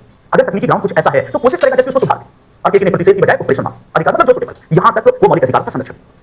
लेकिन अगर मैं हाईकोर्ट गया, मान लो वही पासपोर्ट वाला केस लेके मैं हाईकोर्ट पहुंच गया, तो हाईकोर्ट के जज ने सारा फैक्ट देखा कि फैक्ट एकदम सही है और रिट तो बनती है, लेकिन फिर पूछा कि बगल में पदाधिकारी था उसके पास गए, डॉक्टर साहब उसके पास गए, नहीं मैं उसके पास नहीं जाऊंगा, मैं आपके पास आ गया, जज साहब कहेगा किसी के पास नहीं गए, बगल में ऑफिस था कहीं नहीं गए, कोई अल्टरनेटिव चैनल नहीं देखा या कुछ नहीं देखा, सीधे आपके पास आ गए। तब हाईकोर्ट कहेगा नहीं, हम आपको इस मामले में इसलिए रिट नहीं देंगे, उसकी इच्छा है, चाहे तो रिट दे दे, और चाहे तो इतना छोटा मामला आप चाहते तो इसका प्रशासनिक स्तर पर निदान कर सकते थे, नहीं होता तो हमारे पास आते। पर यदि आपके पास सब कुछ वही अवेलेबल था, सेक्रेटरीट में डीएम साहब के बगल में डीएम साहब का ऑफिस था, और आप डीएम से मिले ही नहीं, सीधे हमारे पास आ गए, तो फिर कहेगा वैकल्पिक कानूनी उपचार, इसका मतलब रिट नहीं मिलेगी, पहले जाओ डीएम से मिलो, उस लेवल पे इसका सॉल्यूशन करवा, और आगे से उधर से नहीं होगा तब कहीं से नहीं होगा तब हम बैठे। बट यहां पर वैकल्पिक कानूनी उपचार सुझा सकता है हाईकोर्ट, लेकिन सुप्रीम कोर्ट वैकल्पिक कानूनी उपचार नहीं सुझा सकता। इसलिए यदि हमें दोनों में से एक चुना, यदि एग्जाम में प्रश्न आए कि मौलिक अधिकारों का संरक्षण कौन है, सुप्रीम कोर्ट, हाईकोर्ट और सीमा है, दोनों, तो दोनों टिक, क्योंकि दोनों में फंडामेंटल राइट्स की रक्षा हो। लेकिन यदि चिड़िया की आंख भेजना, आप जैसे देखो कि कई बार आ जाता है कि इसमें सबसे सटीक क्या है, तो दो ही ऑप्शन दो कि मौलिक अधिकारों का संरक्षक है सुप्रीम कोर्ट, हाईकोर्ट, संसद और राष्ट्रपति, और चार में से एक चुना है, तो बेहिचक हमें राष्ट्रपति और संसद को जब भी होगा एक होगा, लेकिन हमें बेहिचक, एकदम कह रहा हूं बेहिचक, बिना संशय के, यानी किसको टिक कर देना है, सुप्रीम कोर्ट। मौलिक अधिकारों का संरक्षक संविधान निर्माता ने सुप्रीम कोर्ट को बनाया, इसलिए उसको रिट जारी करने के लिए बात किया। ये डिफरेंस क्लियर होगा? तो ये आर्टिकल 32 और 226 का अंतर है, यहाँ दो मेजर डिफरेंस दिखाने हैं। यहीं से एक प्रश्न मैं लिखवा रहा हूं, उसको आप जरूर हल करना। एक क्वेश्चन लिखो, और कई एग्जाम में आ गया है, 2013 के बाद आईएएस में नहीं आया, पीसीएस में लिखोगे तो ये सवाल बार बार आता है। भारत का सर्वोच्च न्यायालय, भारत का सर्वोच्च न्यायालय मौलिक अधिकारों का संरक्षक है, भारत का सर्वोच्च न्यायालय मौलिक अधिकारों का संरक्षक है, फुल स्टॉप, चर्चा कीजिए। भारत का सर्वोच्च न्यायालय मौलिक अधिकारों का संरक्षक है, चर्चा कीजिए। भारत का सर्वोच्च न्यायालय मौलिक अधिकारों का संरक्षक है, चर्चा कीजिए। अब अगर मान लो ये प्रश्न में 200 शब्द में लिखना, तो जितना हमने पढ़ा उसी से आंसर निकलेगा, बट एक बार में फॉर्मेटिंग करवा दें। फॉर्मेटिंग करने से आपको थोड़ी सी सुविधा हो जाएगी। सबसे पहले इंट्रो में, क्योंकि कई लोगों को हमेशा ये कंफ्यूजन रहता है कि इंट्रो क्या होगा, कंफ्यूजन, बट मैं हमेशा कहता हूं कि क्वेश्चन जैसा होगा सीधा वहां से आप खुद इंट्रो ये करिए, कोई फॉर्मूला फिक्स नहीं, फिर भी यहां फंडामेंटल राइट की बात है तो हम यहां से शुरू कर सकते हैं कि भाग 3 में फंडामेंटल राइट प्रदान किए गए, सीधे टू द पॉइंट। अब ये नहीं कि पूरा भाग 3 आर्टिकल 12 35 वो सब फैक्ट में नहीं जाना, जस्ट इंट्रोड्यूस कर देना कि भाग 3 में मौलिक अधिकार है, और फिर दिखाएंगे कि इनका उल्लंघन होने पर, और तब आर्टिकल 32 लाएंगे सुप्रीम कोर्ट, और आर्टिकल 226 भी यहीं पर लिखेंगे हाई कोर्ट। व्यक्ति इन दोनों में जा सकता है। तो जस्ट यही इंट्रोडक्शन हो गया। कोई क्वेश्चन पूछ रहा है मौलिक अधिकारों का संरक्षण, तो वायलेशन की बात है, तो भाग 3 में फंडामेंटल राइट है। यदि इसका उल्लंघन होता है तो आर्टिकल 32 के तहत सुप्रीम कोर्ट जा सकता है, या आर्टिकल 226 के तहत हाई कोर्ट जा सकता है। फिर दिखाएंगे कि यहां पर 5 रिट न्यायालय जारी कर सकता है, हाई कोर्ट या सुप्रीम कोर्ट 5 रिट, और तब पांचों रिट को एक्सप्लेन करें, क्योंकि आंसर हमें 200-250 शब्द तक ले जाना है, तो पांचों रिट को एक्सप्लेन करें कि हाई कोर्ट या सुप्रीम कोर्ट 5 प्रकार की रिट जारी करके, और तब दिखाएंगे कि मौलिक अधिकारों की रक्षा करता है। लेकिन लास्ट में दिखाएंगे कि सुप्रीम कोर्ट और हाई कोर्ट दोनों मौलिक अधिकारों की रक्षा करते हैं, लेकिन तब सेकंड वाला पॉइंट आ जाएगा कि सुप्रीम कोर्ट रिट जारी करने के लिए बाध्य है, वही जो हमने लिखवाया है, वही पूरा पैराग्राफ आ जाए, और हाई कोर्ट रिट जारी करने के लिए बाध्य नहीं है, वैकल्पिक कानूनी उपचार सुझा सकता। और तब कंक्लूड करेंगे कि सुप्रीम कोर्ट और हाई कोर्ट दोनों मौलिक अधिकारों की रक्षा करते हैं, लेकिन मौलिक अधिकारों का संरक्षक संविधान निर्माता ने सर्वोच्च न्यायालय को बनाया है, और यही कंक्लूजन हो गया। तो अननेसेसरी अब उसके बाद कोई कहेगी कंक्लूड, तो मतलब जो पूछ रहा है अभी, देखो ये क्वेश्चंस लंबे लंबे होते हैं, तो जैसा पूछ रहा है उसी के हिसाब से तो ऐसे प्रैक्टिस करना। कई लोगों को ये प्रॉब्लम आती है कि कैसे लिखें, तो फॉर्मेट आपके पास है, आप उसे पहले 2 बार 3 बार 4 बार अपने क्लास नोट्स को पढ़ो और अच्छे से पढ़ के, लेकिन लिखते समय उसको हटा दो, तो 1 घंटा पढ़ना पड़ेगा, याद करना पड़ेगा। और याद करना मुझे नहीं लगता कि रटना पड़ेगा, इतना समझाने के बाद भी अगर रटना पड़े तो ऐसे कोई मतलब कोई फिजिक्स तो है नहीं, केमिस्ट्री तो है नहीं कि इसमें न्यूटन की गति का दूसरा नियम बताया जाए, तीसरा नियम आसान है, गति का दूसरा नियम डिफिकल्ट है, और ऐसा भी नहीं कि केमिस्ट्री है, कैल्शियम सल्फेट एनहाइड्राइड का फार्मूला यहां से करवाया जाए, तो आसान है ये इस रूप में करना। तो सुप्रीम कोर्ट मौलिक अधिकारों का संरक्षक है। अब देखो इस आर्टिकल 32 से एक सवाल है, आप बताइए। हाँ हाँ हाँ शुरू से करना पड़ेगा। कानून के तहत अगर डिस्ट्रिक्ट कोर्ट का वो मामला है तो हर न्यायालय का क्षेत्राधिकार, तो अगर भ्रष्टाचार का मामला है फॉर एग्जांपल पासपोर्ट अधिकारी के खिलाफ, तो फिर मुझे पुलिस में कंप्लेन करना पड़ेगा। जो प्रोसेस होता है भ्रष्टाचार से लड़ने का डिस्ट्रिक्ट कोर्ट में, मतलब नीचे से शुरू करना होगा। हाई कोर्ट या सुप्रीम कोर्ट उसको सुनवाई नहीं करेगा क्योंकि असाधारण है। तो ये हमने आर्टिकल 32 किससे 2016 में एक आईएएस में सवाल आया। आर्टिकल 32 से 2016 के आईएएस के मेंस में एक सवाल आया था। 2016 के आईएएस के मेंस में एक सवाल आया था। वो सवाल लिखना चाहो तो लिखो, एग्जैक्ट मतलब आगे क्वेश्चन पेपर याद लाइन, बट सवाल मुझे याद है, कोई एक आध वर्ड इधर-उधर होगा बट कुल मिलाकर वही है। तो न्यायिक निकाय और अर्ध न्यायिक निकाय, वहां पे निकाय वर्ड था, तो वही बात है, संस्था निकाय एक ही चीज है। न्यायिक निकाय और अर्ध न्यायिक निकाय से आप क्या समझते हैं? न्यायिक निकाय और अर्ध न्यायिक निकाय, जुडिशियल बॉडी और क्वासी जुडिशियल बॉडी, तो उसी को हिंदी में निकाय लिख दिया संस्था की जगह। न्यायिक निकाय और अर्ध न्यायिक निकाय से आप क्या समझते हैं? उदाहरण बताएं, मतलब एग्जांपल के साथ बताएं। उदाहरण के साथ बताएं, विद एग्जांपल बताएं, उदाहरण बताएं। तो पूरा जितना हमने पढ़ा आपको प्रतिषेध उत्प्रेषण वो सारा, अगर वर्ड लिमिट बचता है तो थोड़ा न्याय को प्रतिषेध आदि से जोड़ देना है। अदरवाइज एग्जांपल के साथ ट्राई का एग्जांपल, एरो एग्जांपल, एसबी का एग्जांपल, कैट का एग्जांपल, सुप्रीम कोर्ट का, हाई कोर्ट का एग्जांपल देकर बताना है। तो क्वेश्चन कई बार सिंपल भी होते हैं, बट सिंपल में भी कभी बात करोगे तो बहुत सारे लोग बुनियादी चीजों से कटे रहते हैं। तो बुनियाद को मजबूत रखना। तो यहाँ पे आके हमने छठा फंडामेंटल राइट पे पढ़ लिया और 6 फंडामेंटल राइट एक करके, तो फंडामेंटल राइट का एक बड़ा हिस्सा तो हमने आर्टिकल वाइज और यथासंभव जो भी रेलेवेंट इश्यूज थे उसके साथ हमने डिस्कस किया। बट याद करिए कि भाग 3 में आर्टिकल 12 से लेकर 35 तक था। जब पहला फंडामेंटल राइट पे शुरू किया था तो हमने कहा था कि 12 से लेकर 35 तक, जिसमें 14 से लेकर 32 तो फंडामेंटल राइट थी, 14 से 32 फंडामेंटल राइट। लेकिन हमने देखा 12 और 13 में फंडामेंटल राइट से संबंधित कोई चीज थी। आर्टिकल 12 राज्य की परिभाषा और 13 में वो सब जो सिद्धांत पढ़ा, आच्छादन, वो सब। इसी तरह 33, 34 और 35 में कोई फंडामेंटल राइट नहीं, इसमें कोई फंडामेंटल राइट नहीं है, बट फंडामेंटल राइट से संबंधित कोई प्रावधान है। और अगर कोई प्रावधान है तो जान लेने में कोई हर्ज नहीं। ऐसा ना हो कि हम यहाँ पे ना जाने और एग्जाम में हमारी जान ले ले क्वेश्चन, तो जान लेने में कोई हर्ज नहीं है। मतलब दूसरे की जान लेने में हर्ज है, बट यहाँ पे जान लेने में कोई हर्ज नहीं, क्योंकि कोई गारंटी नहीं है कि आपको 14 से 32 आएगा। छोटे छोटे आर्टिकल, तो कम से कम इसका सारांश को जान लें, ताकि कभी अगर प्रश्न आए तो हम टिक कर दें कि 33 क्या है, 34 क्या है, 35 क्या है, 35 क्या है। तो 6 प्रकार के फंडामेंटल राइट हो गए। अब इन 3 आर्टिकल को एक एक करके जान लेते हैं। सबसे पहले लिखो